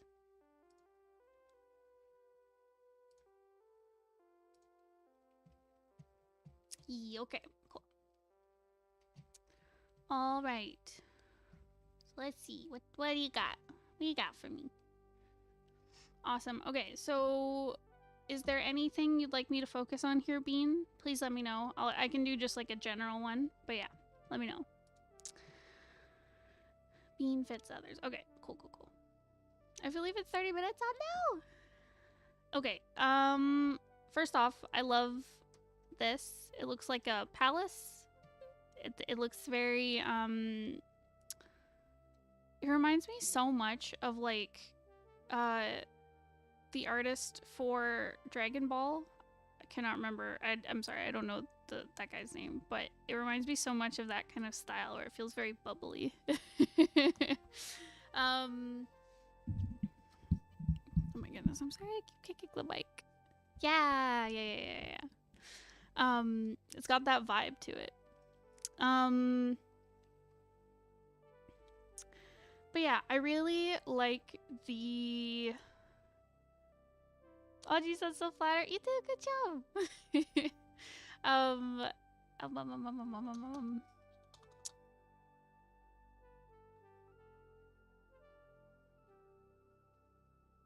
Is there a cat toy being played with? No. Like, are you hearing a jingling? I don't think that's from our end, unless anyone else is hearing jingling. Anyways, so I think you've done a really good job with making it feel very, like, shapely and full, like it's got volume to it. A lot of that, I think, is due to, like, the highlights and shadows you've done, especially on, like, these domes on the top. I like how you've used these, like, dark painterly outlines to kind of simulate shadow, if that makes sense. And I think just the way you have, laid it out, like in perspective, I think it makes it feel very like full and full of shape, especially with like the dark outlines that you're using. It gives everything kind of like a shadow to it.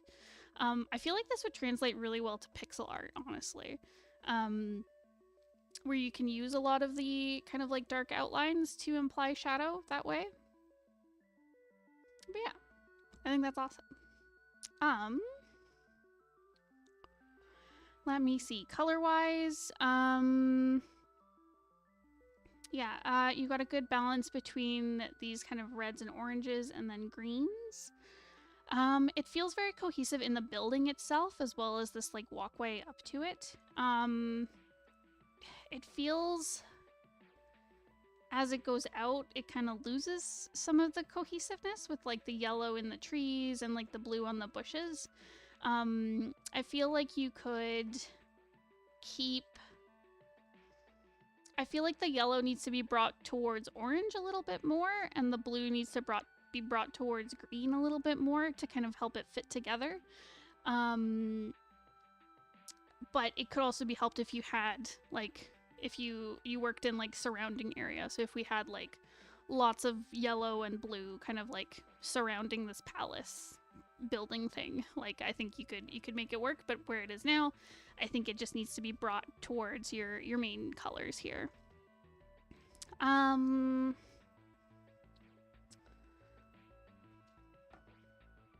was using Istanbul as reference. Yeah, I can totally see that for like the building shape. The autumnal trees are cool. Totally. And I think you can keep the autumnal like tree look going. I think it just needs to be like brought towards orange and red a little bit more. Yeah. The only thing I would say is be careful with using this gray for shading. So I like the shadow work you're doing. I think it makes it feel very like voluminous.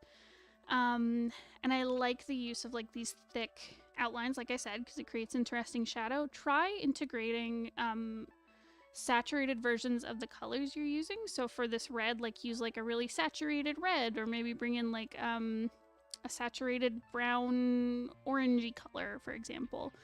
And then for you know, these steps, it's hard because these are lighter, so as you get lighter it gets more desaturated, but try going for like an orange or a red or something, or a yellow for doing this shading. Like, try, instead of using black, try bringing in more color is what I would recommend for like a next step.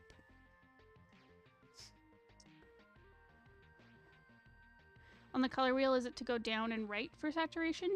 Yes.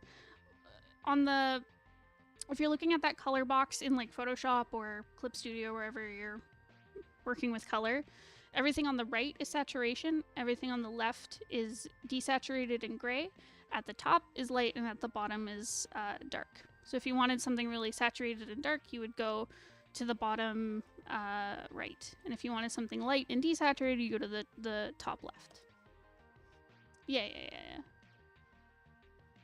But yeah, there are some softwares where it's different. It's laid out different, but that's the general idea. Okay, awesome. Are there any more questions on this? I'll move on to the next one just so that we have time. But let me know if you have questions about the previous thing you submitted. Okay. So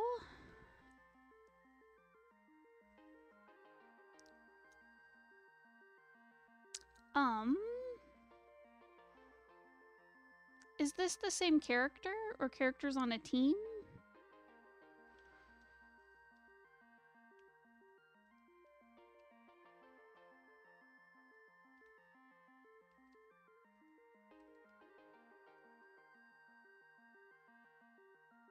It's siblings? Oh, okay.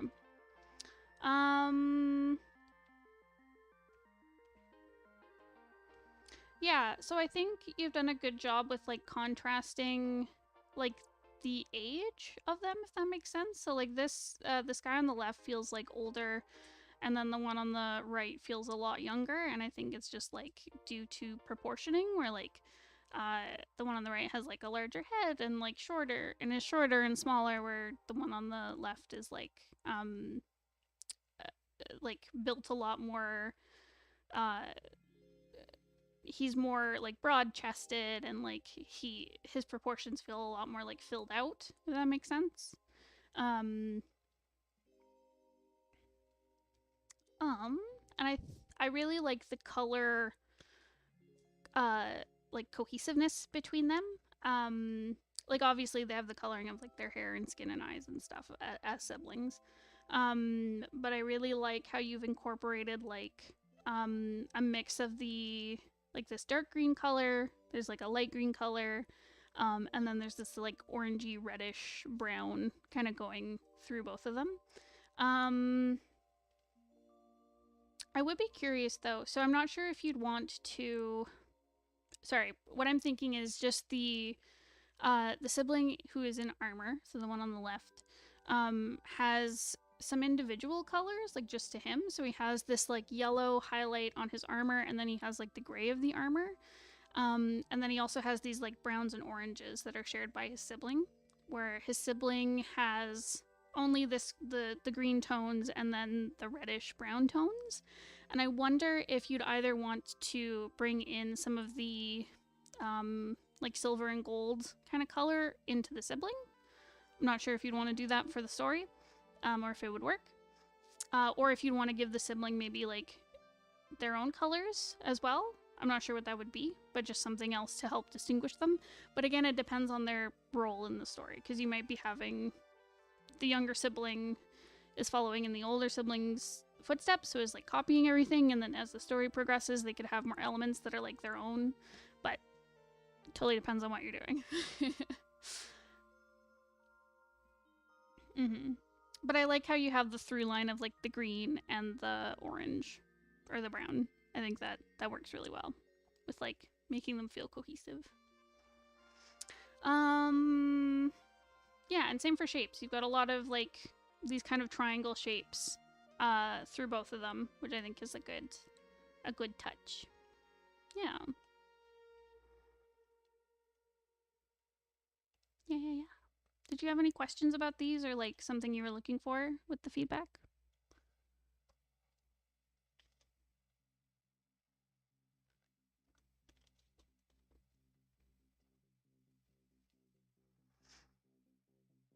Been working on my shape language? Hell yeah.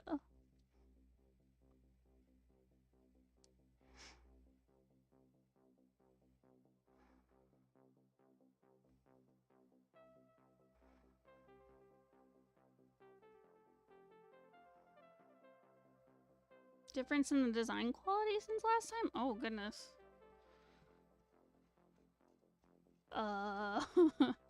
You overestimate my memory.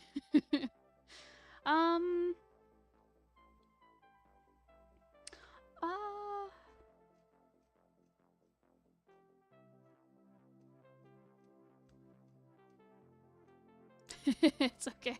I mean, like, I quickly scrolled up to see like your previous submissions. I think it helps having like the full body version.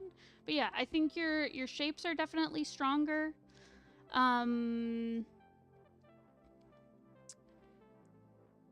Yeah, I think your shapes are stronger, and I like how you're using a mix of the shapes kind of throughout the design. So for example, like comparing these two, I like how the younger sibling has like the siblings are inverted of each other. You've got this like downward kind of triangle shape with the cowl, and then the shape of the older sibling is like an upside down triangle. Yeah, so I like how it's not limited to like one. Does that make sense? One version of the shape throughout. Like I like how you're using different kind of mixes of it throughout. Yeah. So hope that makes sense. Okay, so for the last designs,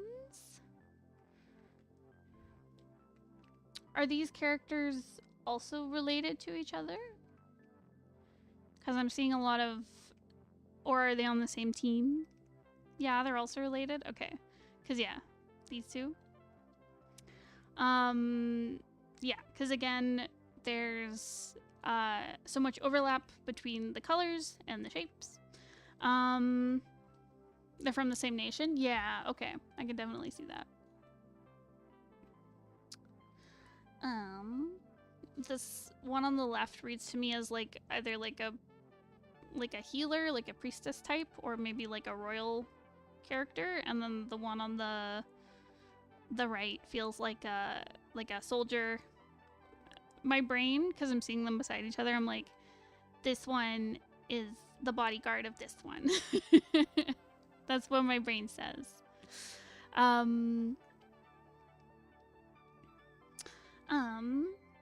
Yeah, so I really enjoy your use of different, like, within the designs for like their costumes. I like how you're using a lot of different elements to kind of break things up.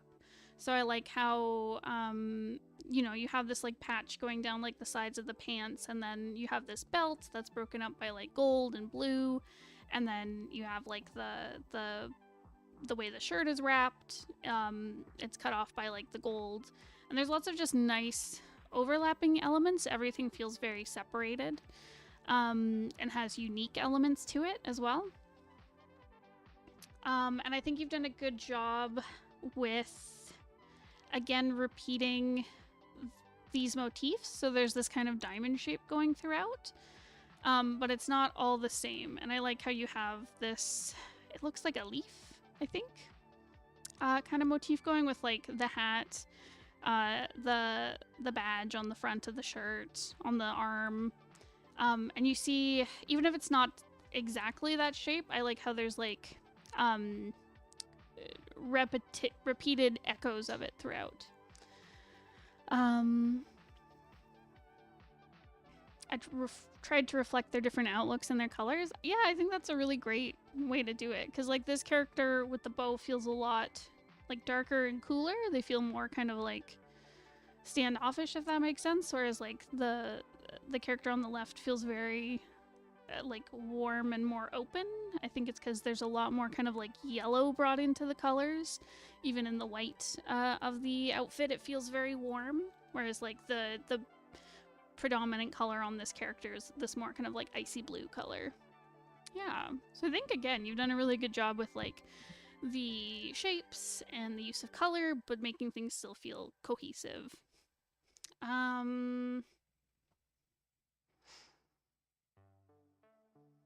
Yeah, I think that's like a really good sign of like your character designs being thoughtful. Is like you can have characters who, I don't know, if you had a text description of them, they'd like look the same. So like dark hair, dark skin, like wears blue and gold. You know, like you can have characters who are, say, from the same nation, or who are both royal guards, or are both siblings, and you can still have them look very distinct just based on like their clothing or their expression or their I don't know, their body shape. I think that's a good sign for like good character design. Yeah, so this is an interesting exercise of having characters who are part of a team and then still distinct, if that makes sense. They both get a leaf on them. Yeah. Good character design. Leaf. You get me. You get me. Yeah. Was there anything you had a question about? Anything I missed? I'm going on break.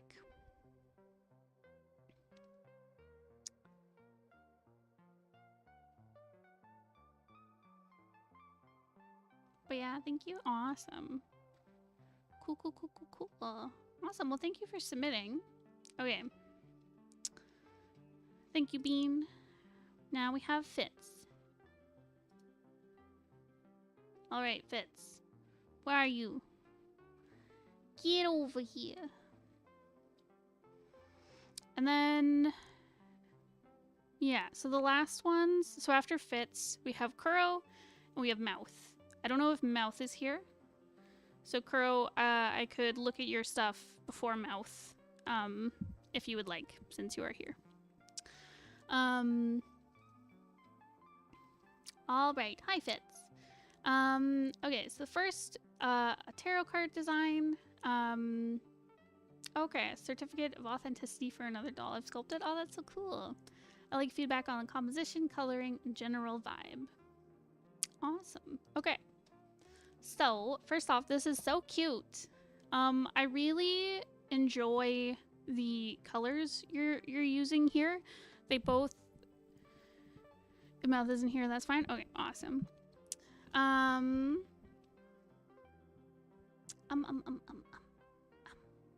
Right, colors. Sorry, so easily distracted. The colors are really lovely. I like how you've got this kind of like two-tone thing going on. It's not quite two tones, but it's the vibe. It's fitting. Where you've got this like very warm kind of like orangey red color, and then you've got this nice like desaturated blue color going through. It's highlighted really well with the lantern, and then the gradient off into like the blue of the sky. You've got... I'm not in a rush for once. It's not even 8 p.m. Oh yeah, because we're not doing like the late night stream for you, because it's like the middle of the day for us. My goodness. I'm not keeping you up all night. Okay, anyways, but yeah, but then you've got kind of like it's not quite blue, that you've got going on for like the shirt and the hat and the hair and the shoes. It feels like almost there's like a bit of brown to it or a bit of purple, but it has the vibe. I think you've done a really good job of like selecting the colors to. The colors are just so cohesive. It's something out straight out of a wholesome, whimsical children's story. Totally, yes. It feels so like autumny. It feels like fall. I mean, in part, it's because there's a witch, but it's also got those colors to it. It's got that kind of like everything's like desaturated and like kind of brown and like cozy and fallen leaves kind of vibe to it. So yeah, I think the color choice was really, really nice.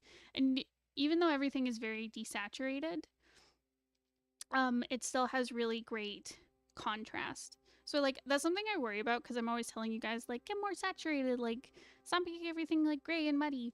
Whereas like you can have color themes and color combinations that are like very desaturated, and it can feel really cohesive as long as it's got that like good contrast going through it. So I think you did that really well here. I think this is a good example of it. I love the texture as well in it. I like how there's a bit of like a grain to a lot of the shading here. So like where the shadow is hitting like the legs and the shirt and the hat and the clouds, like it's got like a little bit of a tooth to the brush, and I think that again adds to the vibes.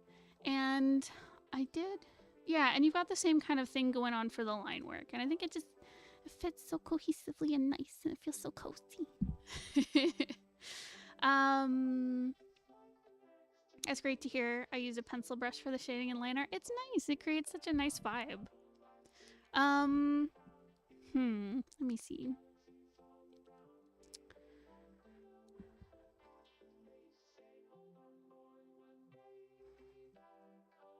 The only thing I think I would change for like a future illustration, obviously, I think move the character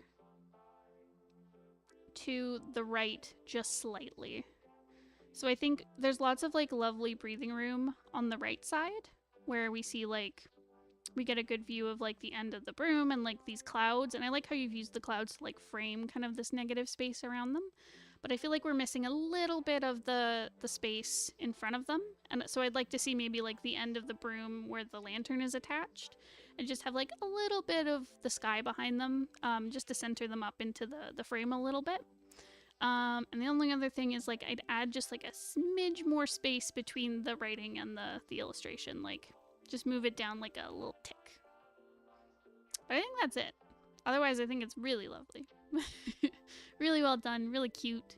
Great color choices. Yeah. Do you have any questions about it?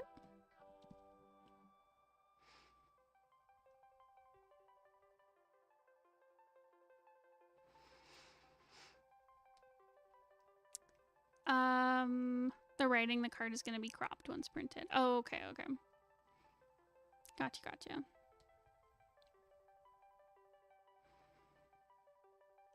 So the writing is centered at the bottom. Oh, I see. So there'd be less white space beneath it? Oh, okay. I think that would work then.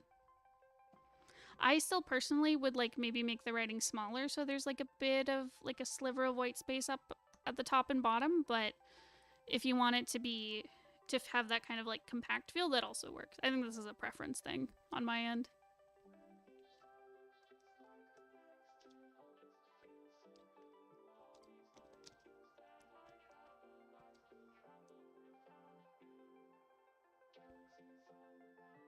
Yeah.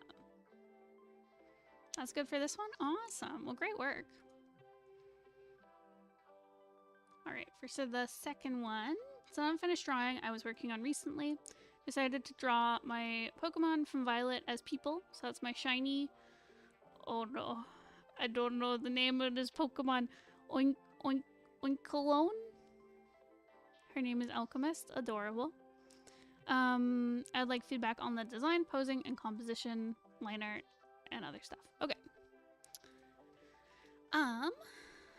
Okay, so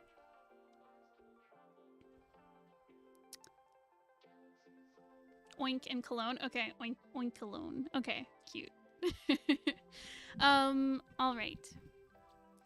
So, I think okay, so I love the use of the smoke from the potion to like create a frame. Like I like how it goes behind your character and then like over the front as well. I might, if I were you, again shift the what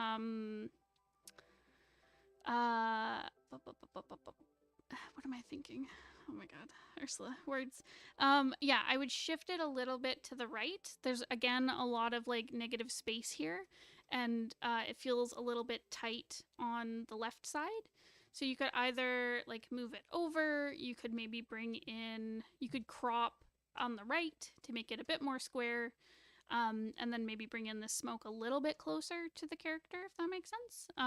So yeah, I'd either do that. I'd bring it in closer on the right, or I'd add more space on the left. Just so that the character's like a little bit off center, because I think that creates like a bit more of a compelling composition, because it gets them on like one of the focal lines.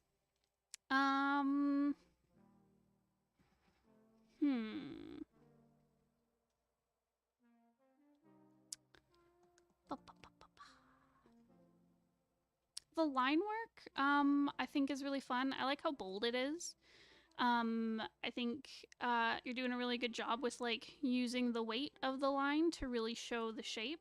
Like I love it on the smoke where you've got these like it gets thin as like each kind of point meets, and then it gets thick as like the smoke curves, if that makes sense. And then same with like the character's hair. There's a little bit of trouble here where you've got like a very heavy line on top, whereas like if you're thinking about using the line art as shadow, it would be like thinner on top and then darker on the bottom, if that makes sense.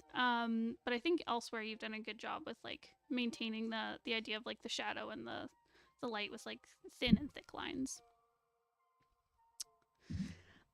That's like the one spot I can see that there might be trouble for you.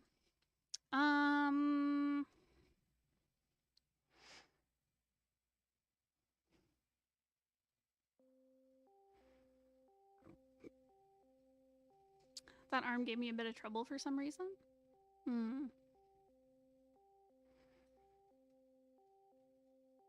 I think you did a good job with it. It's just the shape is really great. It's just the weight of the line there.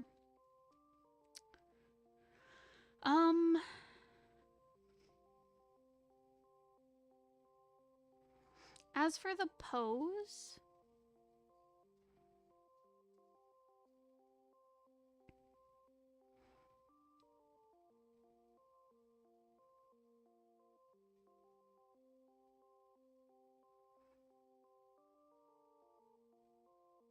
there's some, I'm not sure what, but there's something a bit off about the pose. I think in part the chest and the arm behind feels a little compressed. Like I think it needs more space, if that makes sense, because it's making the torso feel very small compared to this like arm at the front. And even the hand at the back, like this forearm and hand I think works, but like the shoulder and the chest feel very squished compared to the like the neck and the shoulder. I like how you have a curve going through the character, because you can tell that like they're pushing with this shoulder and like twisting at the waist. So like I think that's very clear, and it creates like, you know, kind of like a cute sexy pose kind of thing, which I think works. It feels a little bit stiff, however. I would lean into like a little bit of a, I don't know, I'd lean into like a curve for the gesture, if that makes sense. Like for the through line of the character, it feels very like straight down, whereas I think you could kind of lean into like a bit of like an S curve to the character. Yeah, the curve of the back could be carried through more. I think, yeah, I think that describes what I'm thinking exactly.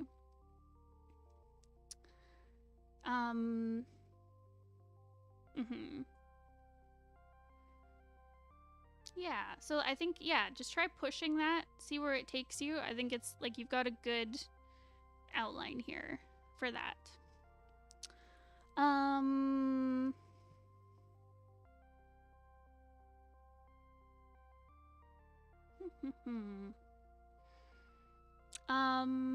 Oh, colors. The colors look great. Again, really good contrast with, I love these bright pinks, compared to like the greens in the back. I especially like how you've used this very kind of like blue-green with this more like, it's not quite a lime green, but like a yellower green on top. I think that creates really nice contrast.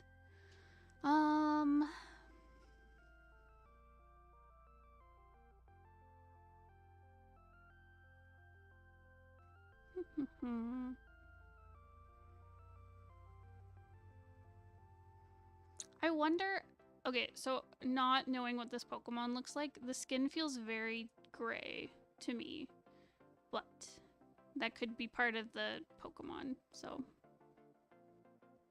that one is hit or miss. I'm not sure.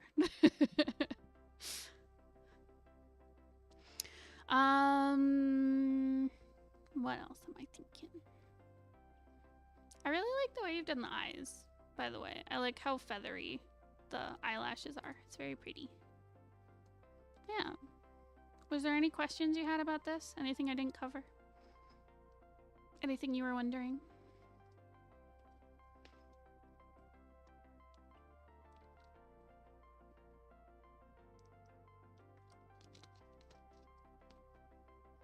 Saturate the skin more. Pokemon is mostly pale pink when it's shiny. Yeah, I think it just needs like a touch more saturation. Because like contrast-wise it works, it's just, it feels a little bit gray. That's good. Awesome. Perfect. So let's move on to the last one. Okay. Oh, right. I remember this one. I remember this fella. I decided to redraw him because I felt like the last one I did didn't have enough personality. Alright, quick recap. His name is Valerian. He's a vampire and a paranormal investigator. I tried making his pose more natural, and I also tried out a new shading technique. Like feedback on the design, coloring, posing, shading, and line art, as well as personality. Okay, I'll do the personality read first. So yeah, he feels very... he feels like a chatterbox. I feel like he would talk your ear off very excitedly. But he also feels kind of like prim and proper. Like he's got a very like straight stance. Almost like a dancer pose. So yeah, he feels like a know-it-all in like an endearing way. And he will tell you all about all the things. Like obviously there's some like vampire Van Helsing, vampire hunter vibes, and also like vampire vibes. But there's also like something kind of professorly as well. Yeah. I didn't know it all for sure. Very good, very good. Yeah, okay. So, design-wise, yeah, I think there's a good balance between...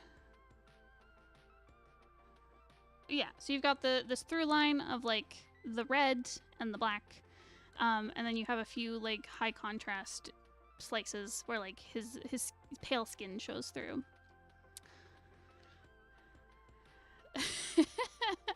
I agree, Lemon. I agree. I feel like he would do that.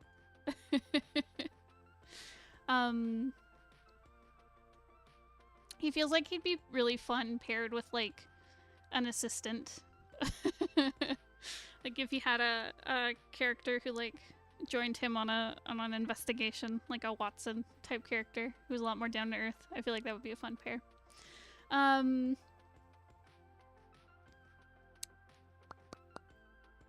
Or a grump.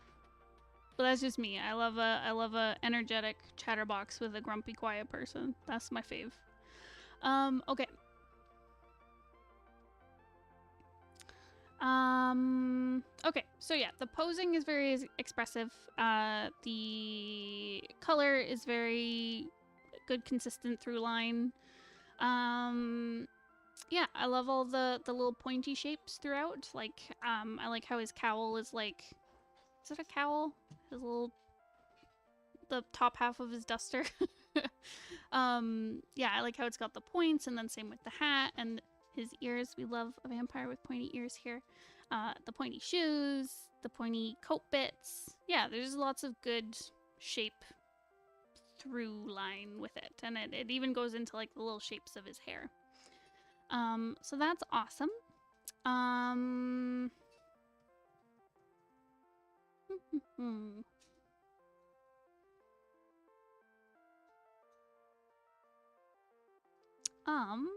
So I can definitely see the new kind of shading style you're using, especially on the skin, where I like how you're doing this like a gradient from like cool to warm, kind of where the shadow hits. Yeah, it's very apparent on the skin, but I can see that you've used it elsewhere, like on the clothing as well, where kind of where there's like a contact for the shadow, it's very cool, and then it moves to warm, which is interesting. It creates a lot of like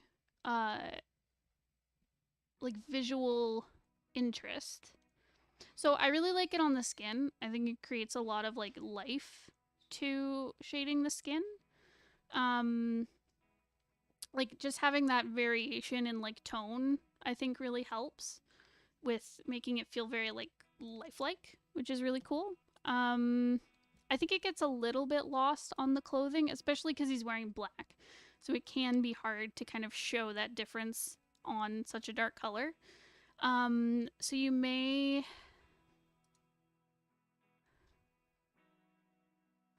Yeah, so I'd play around like with what colors you're using, for example. I mean, like I like it on the red, where you go from this kind of like purpley saturated magenta color to like a more orangey warm red through the gradient on the shadow. So that's really interesting. Yeah, I think you could like push it more on the black clothing, where you could go from like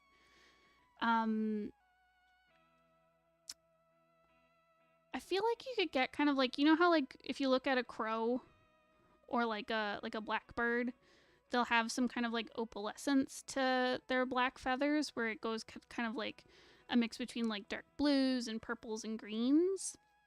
I feel like you could kind of pull that into the black colors a little bit. And then, yeah, it can kind of gradient out to this kind of more warmer brown black, if that makes sense. I think you could get some really interesting effects. It'll also look really pretty on white clothing or white cloth as well. You can use a lot of different interesting like color tones on white and get some really interesting effects too. Yeah, so give that a try, see if you like it. Yeah, I think you could get a lot of interesting looks out of it too. So like when you're lighting your character,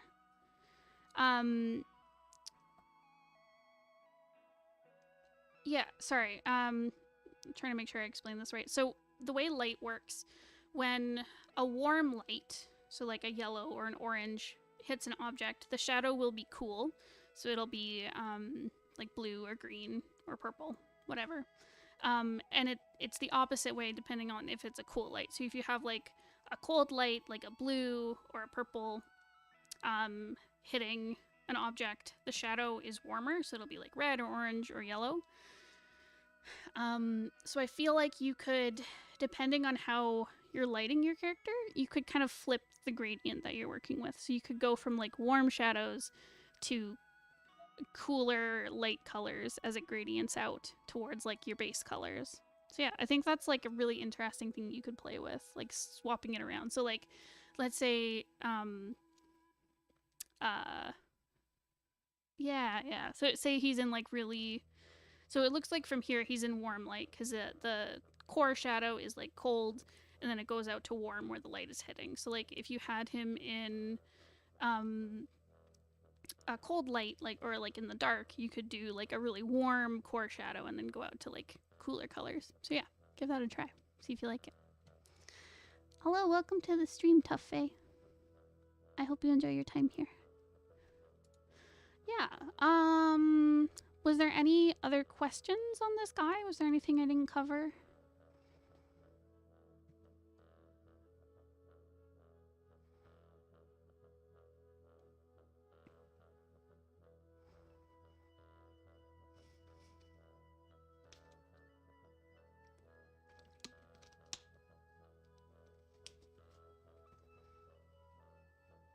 How does the posing look? So yeah, I really like the posing. So he's got this very like straight, like rod straight posture, but I like how you've got a bit of a curve to the stance. So like it looks like his like torso is leaned forward compared to where like his heels are placed, and then like he goes back a little bit where his neck is placed. So I think that even though you have a character who's like standing in maybe like a not so dynamic pose, you still made it dynamic by like creating that curve in his stance. I think the gesture and the expression is like very good. Like I was able to read the personality from it, which is great. And any issues with anatomy? I don't see any major problems. I think his legs, specifically his shins, might be a little bit long, but it could also just be like a stylistic choice to just make him be very like tall and lanky. So I wouldn't put too much stock in it unless it's something that's bothering you.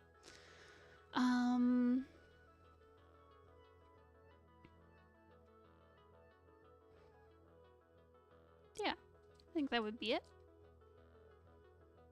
for that stuff. He's meant to be pretty tall. Yeah, I figured that. Like, I think he looks like he's just supposed to have, like, you know, you tried to put him on the cover of Vogue, but his legs were too long. Like, he just has that vibe to him. So I figured it was just stylization, so don't worry about that. Yeah. Otherwise, it's looking really good. Awesome. Cool. All right. Thank you, Fitz, for submitting and for waiting. All right, Kuroe. Let's go. Let's freaking go. Okay. Let me see. What did you say? Okay, so you've got character designs for another comic. Oh, heck. Okay, may I have a crit on the first 3 character designs and perceived personality? Alex, Alice, and Estelle. Say that 3 times fast. They're from a basketball comic. Oh, hell yeah. Okay.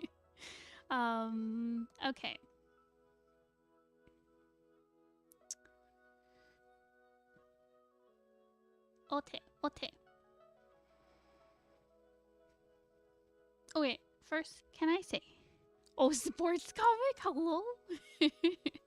So, first, can I say, Kuroe? So, I feel like every time you come to these critiques, your, like, anatomy and structure for your characters, like their proportions, is just getting better and better. And I think you've done a really good job with this lineup of characters. First off, let me say.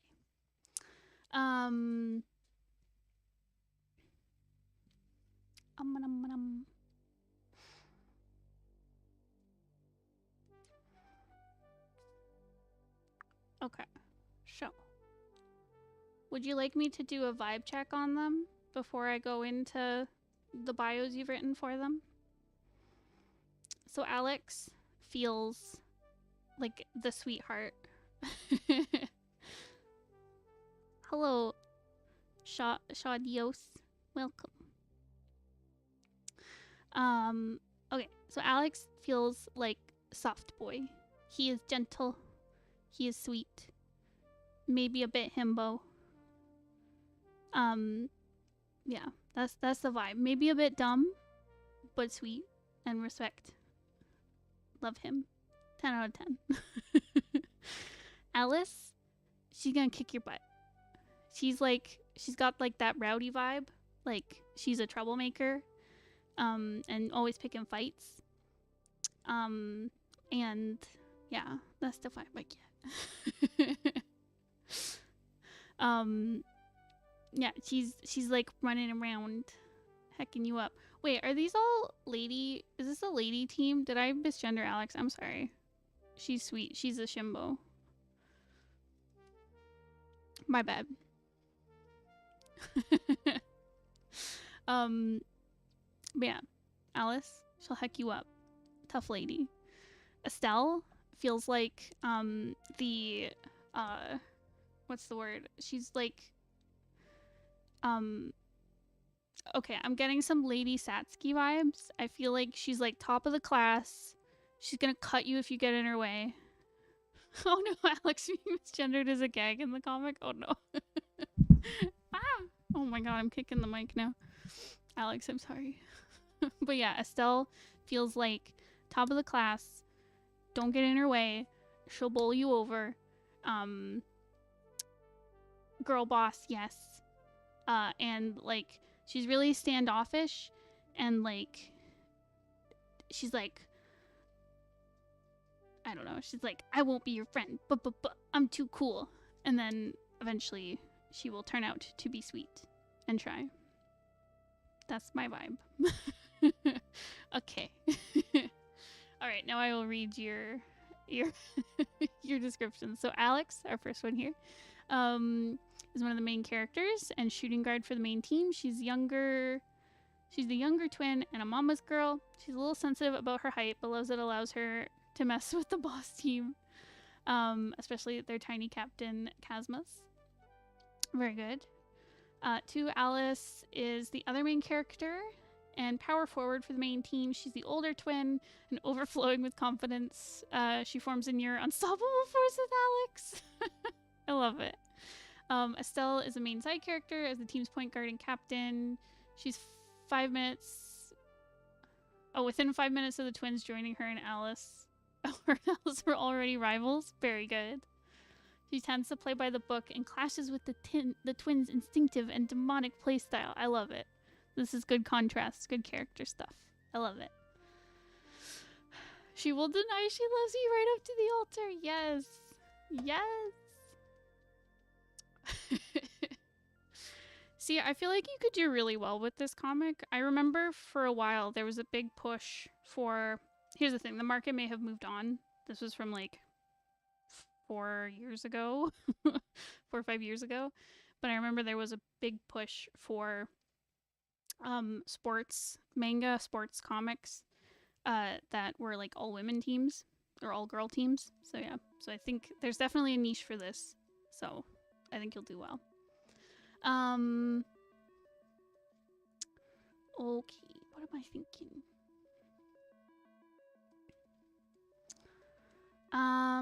Okay, so design-wise, yeah, so I can definitely get the twin connection between Alex and Alice, with their coloring.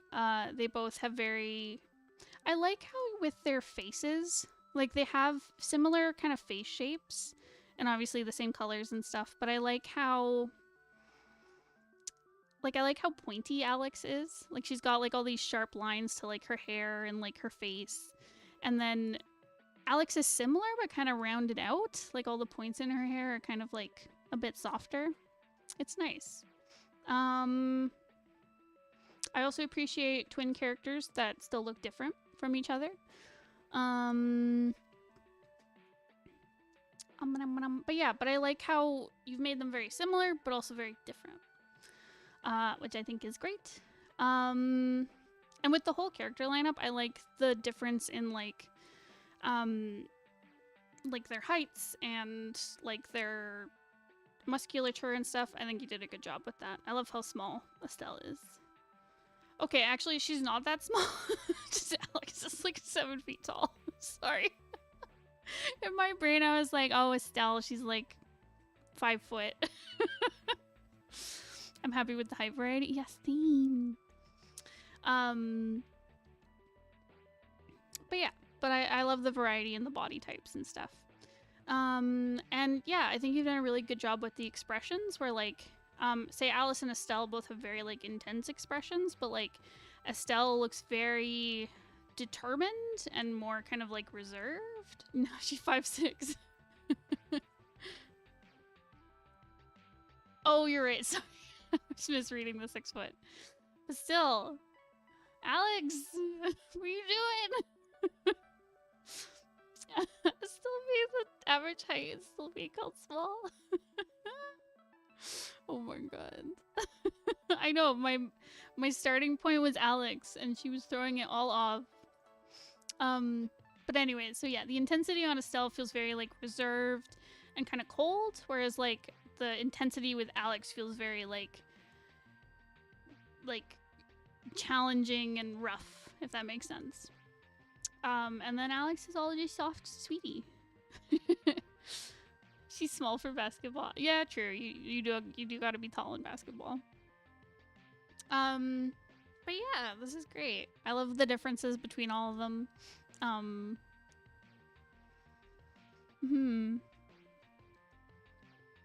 Yeah, and I think I've mentioned this previously because you've done like kind of similar characters with uniforms on. I like how there's like subtle differences to the uniforms, even though the base uniform is the same. So like different accessories and stuff, different shoe choices. I think that's all just really nice. Really nice touches to show the individual characters.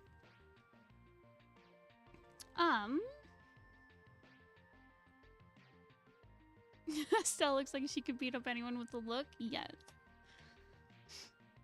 The same expression as my basketball coach. Oh no.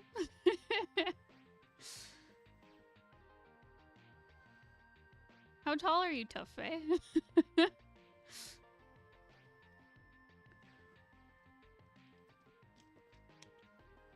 Because she's taller than me.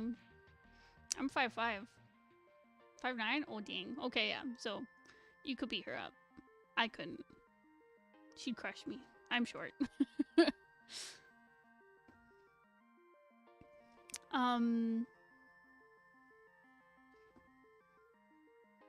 I like how height determines, like, fighting ability in my brain. I'd be a goner! Oh, no. I'm done. I'm 5 foot! No! Okay, Cat's safe. Cat and Tough Faye are safe. I forgot how short most women are. I know. We tiny. What's with all the tall folks? I'm 5'10". Oh my god. Oh my god. I'm small. I'm a small lady. I make up for it in width. Okay. All right. Kuroe, do you have any questions? Anything I didn't cover or that you were wondering about? I would be happy to answer.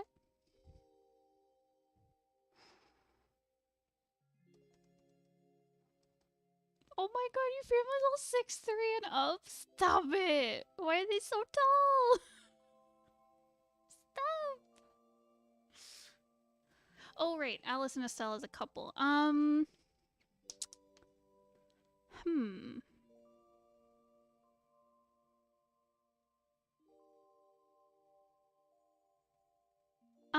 They have good contrasts, which is interesting.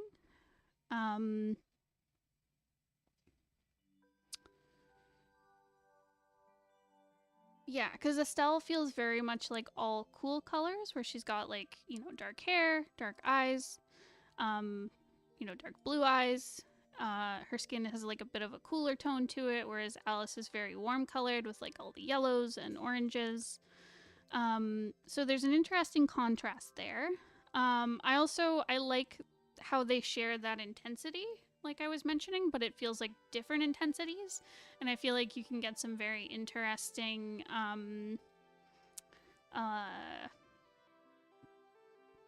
interesting contrasts there, if that makes sense.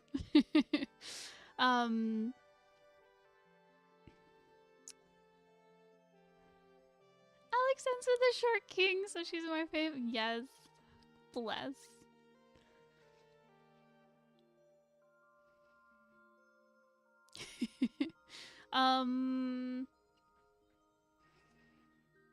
Yeah, design-wise, I think they can work well as a couple.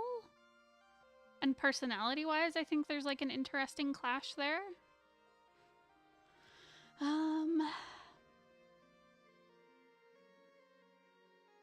Yeah, I'd be curious to see them outside of their sport uniform, because that could also be like an interesting comparison with them, like for being a couple.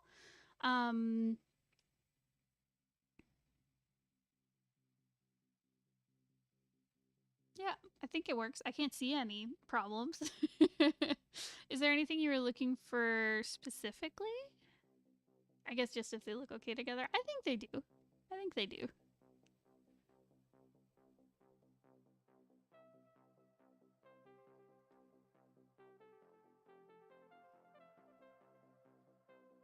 Yeah.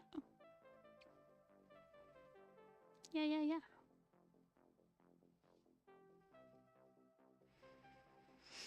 How do the submissions work? Not sure where to look. So our submissions are done monthly. So the way to get your stuff looked at is to join our Patreon. So there should be a link in the description. Yeah,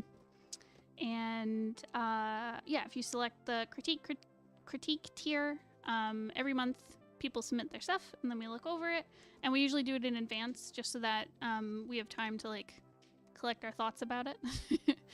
Especially because you can, it's not only like character designs you can send in, we also have submissions for like comic scripts or writing or comic pages. So like having that extra time to like look it over and give you like better feedback, I think is why we do it in advance. But you could sign up today and get involved in next month. Hopefully that helps.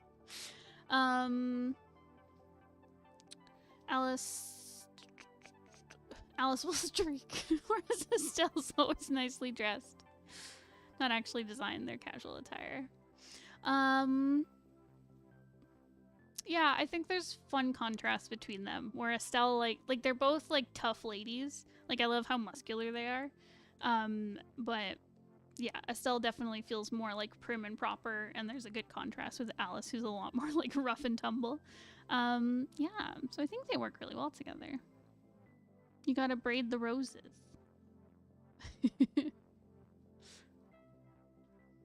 Yeah.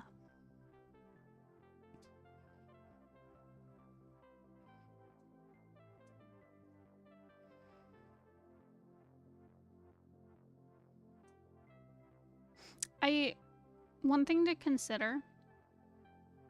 Here's the thing. I don't know if it's good or bad, but there's always that trope with queer couples in stories where one is the boy gay and one is the girl gay.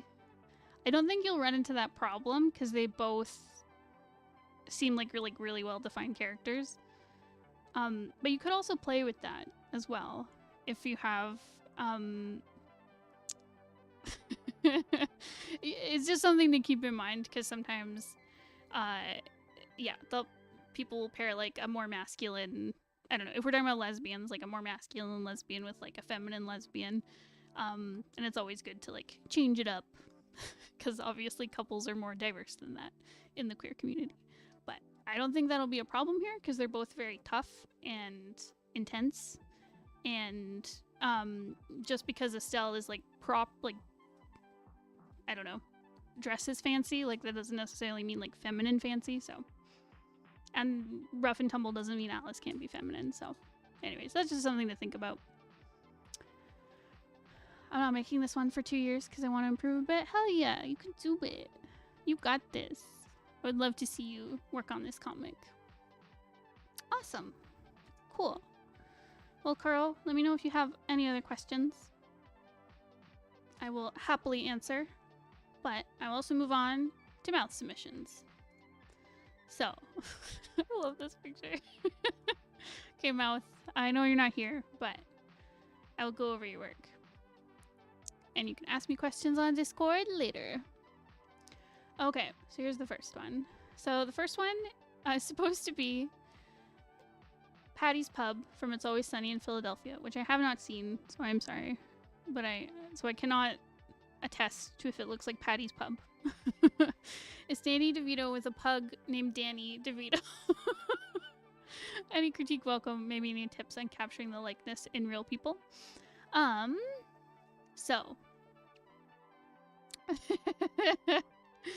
first off, love the concept.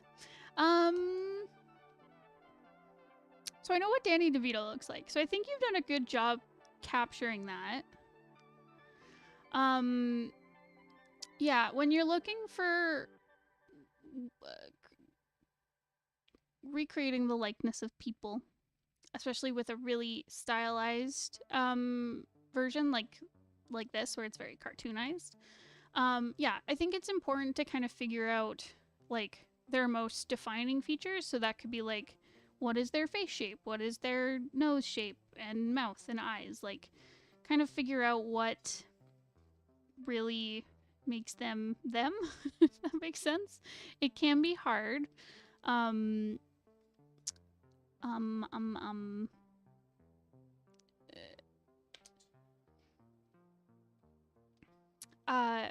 But I think it's because, yeah, with some celebrities, I mean, I feel like you probably want to be able to do this with like anyone. If you're doing a portrait of like anyone, it doesn't have to be like a big celebrity, but because if you look at a person, like there's defining features on them. I'm trying to think of an example of someone.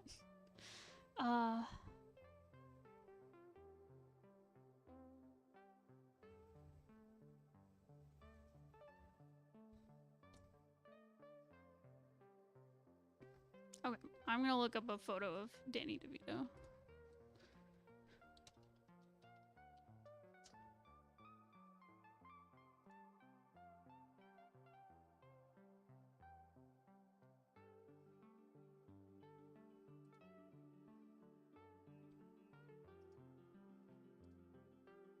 Whoop.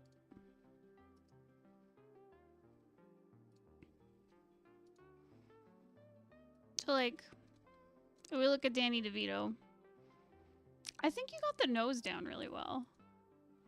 Because he does have this like really nice round nose. So I think you've captured that really well. I think you've captured the face shape because he does have this very, it's almost like a very square face. Like it's very, he's got like a stout face and it's very round and square at the same time. It's my first time. Hi, welcome. Yeah, and his face is also framed a lot with his glasses. I think that's like a defining feature when you're drawing him. Not in this photo, but in other ones, he does have these like crazy poofs of hair on either side, which I think you've captured really well. And he also has this like very like, he has this warmth to like his eyes, where there's like when people smile, you'll see like the skin under their eye get really pushed up, and he's got that. He's got these very like, he's got tons of laugh lines and stuff. So it's difficult because you're using dot eyes. So you kind of miss that like really warmth in the face, and he's also not smiling in this. But yeah, but I think you got the face shape down, you got the hair, you got the nose especially. Yeah, I think you did a really good job with like capturing his likeness. I also like the pug a lot. It's cute.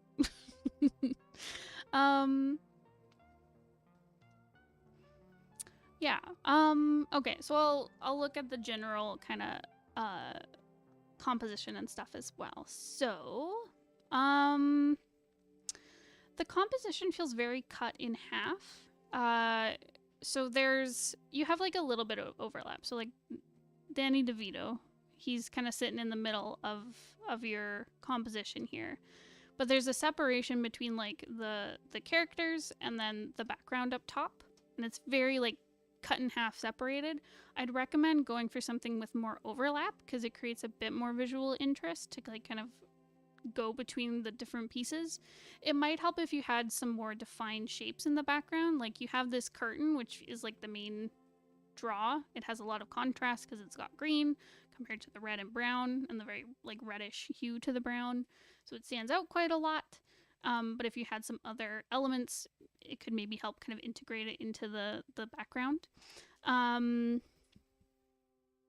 Even like adding some green to the walls. Again, I don't know what the set is supposed to look like, but yeah, just something to consider. It can also help to maybe bring some more red into this like green curtain bit to kind of make it mesh with the rest of the colors.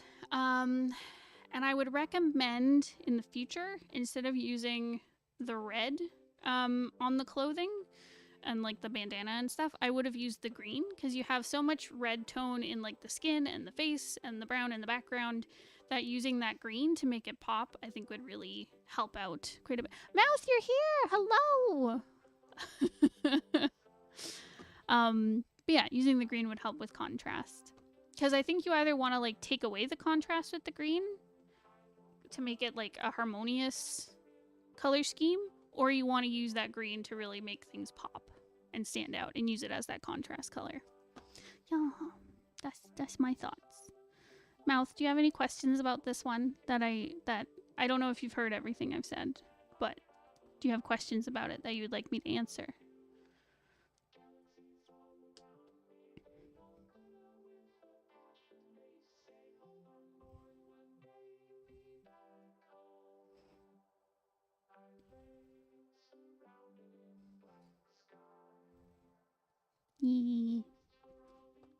I'm just enjoying the bops I'm listening to. Join just in time. I'll look back at the video. You can move on. Okay, cool. Let me know if you have questions. All right. So the second one is Sniper from TF2. Oh my god.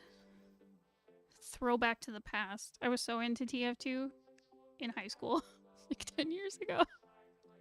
Oh, I'm so old. Okay. I'm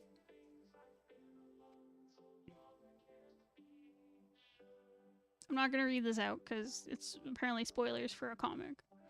I'm in my TF2 phase. It's awful. I'm sorry. My condolences. Okay, but yeah, I understand the motif in the background and stuff. So here I think you've done a really good job with the contrast. So with the Sniper, you've got him in the really saturated, bright, warm colors. You've got the reds and the oranges and the yellows and the browns, and they all mesh really well together. Yeah, like you've incorporated this like really reddy orange into the sunglasses. There's lots of like yellows and oranges in the skin tone, and yeah, it melds really well together. It's all very harmonious. Even in the darker colors, like the black and brown and stuff for his hair, and in the shadows, like I like how you've brought in some of this like pinky purple stuff to kind of like mesh it together. So there's good contrast like within the character, but it's also very harmonious. And then it sticks out so well on the background, which is all blue and cool colors, and yeah, it just makes it pop really well. The one thing I would say, so you're helped a little bit because red is such a dark color on its own, but I think, okay, I have mixed feelings on this. So I think I like, sorry, what I'm thinking here. So you've used this kind of like lighter blue, that's like the exhaust from the rocket in the background.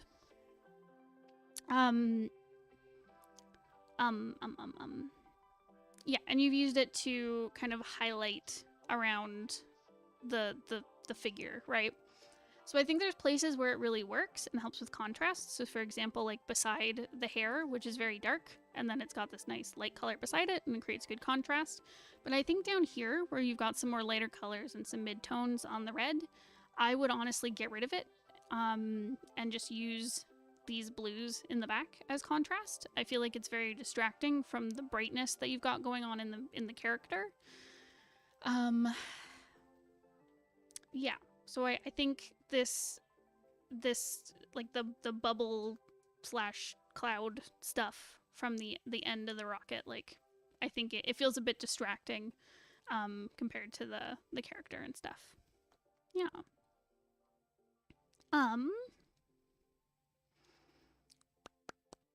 But color-wise, everything looks great. Really, really great contrast there.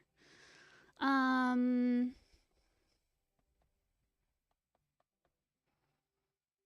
also not sure if you need these kind of squiggly lines in the background on the water. They feel a bit distracting for me. I think if they were tightened up, it could help, but they feel just like a little bit distracting for me looking at the background, where I want all the detail and focus to be on the character in the front, if that makes sense. And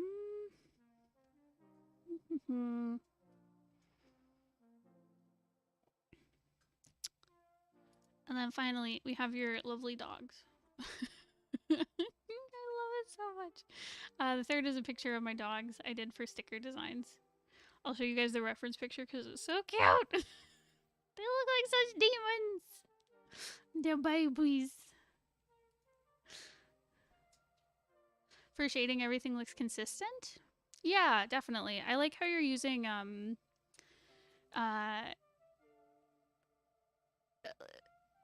you're using like a really interesting baby demon dogs. Yes, they're so cute.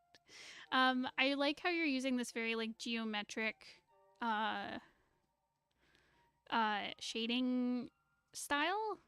Like you're using, it feels like you're using kind of shapes to like build up highlights and shadows. So like especially I notice it on like the face here, where you've got like this little like square highlight on the cheek, and then you have like lots of overlapping shadows and midtones, and I love how saturated it gets as you go down into the shadow, which is really great. So yeah, so I'm really enjoying the shading that you've done here. It's very geometric, and I think it really fits with like the shapes that you draw as well. Yeah.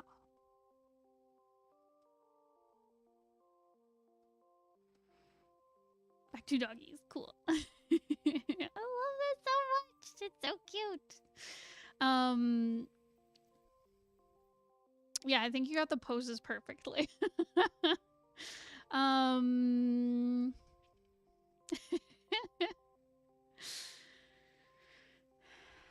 I love the feet. The feet are so good. Okay.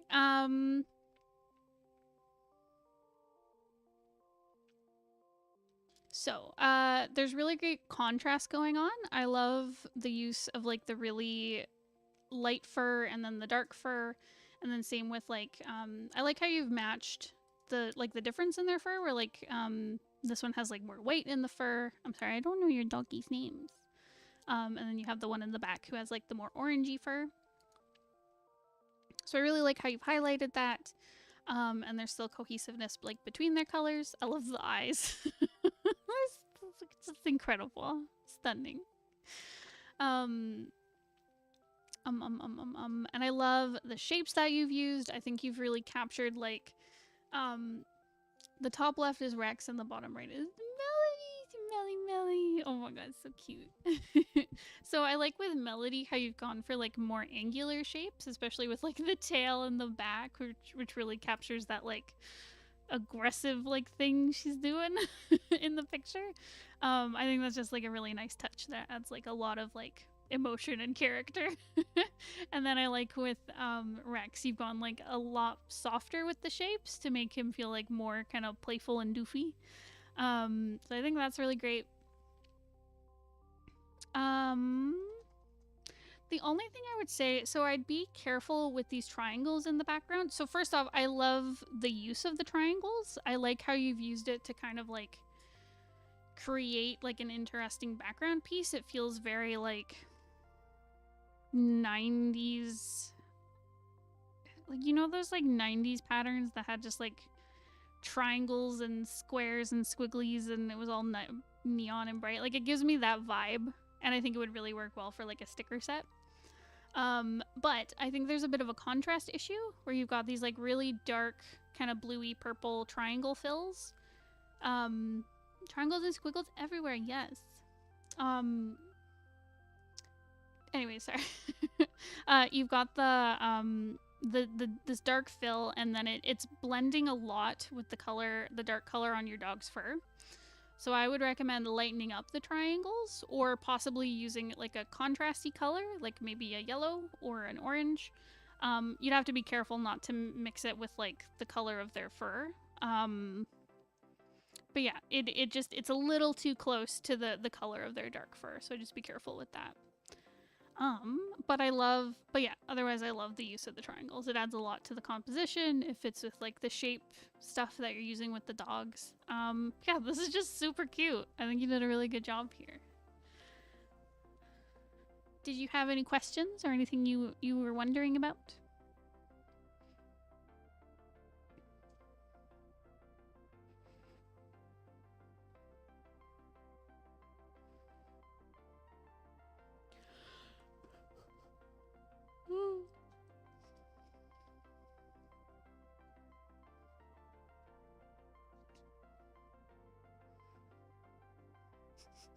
I just love their expressions. It's so cute.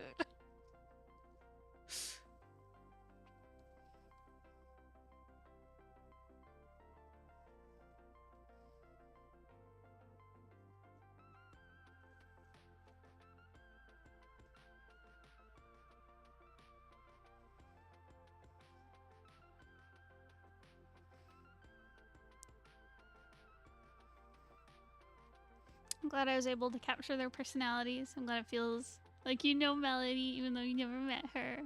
Oh, I'm so sorry, Mouth. Oh, she's so cute. Such a baby.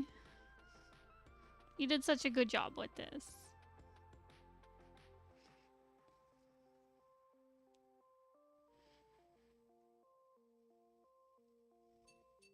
I'm selling these stickers in her honor. All money goes to the shelter. Oh my god, Mouth, that's so sweet. Oh, well, good luck. I hope you sell so many stickers.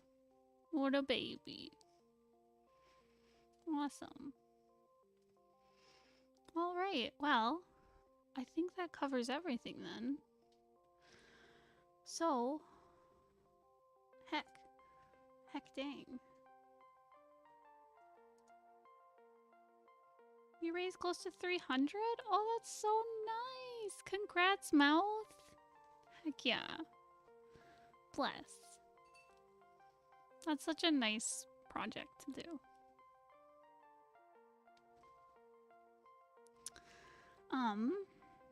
Awesome. So yeah, that is it for today. Thank you all for joining us. If you would like your stuff critiqued, you can join our Patreon. It gives you access to cool Discord stuff and the critique. So yeah. It's been so long since we streamed, so I'm like, how the heck do you end things again? Well,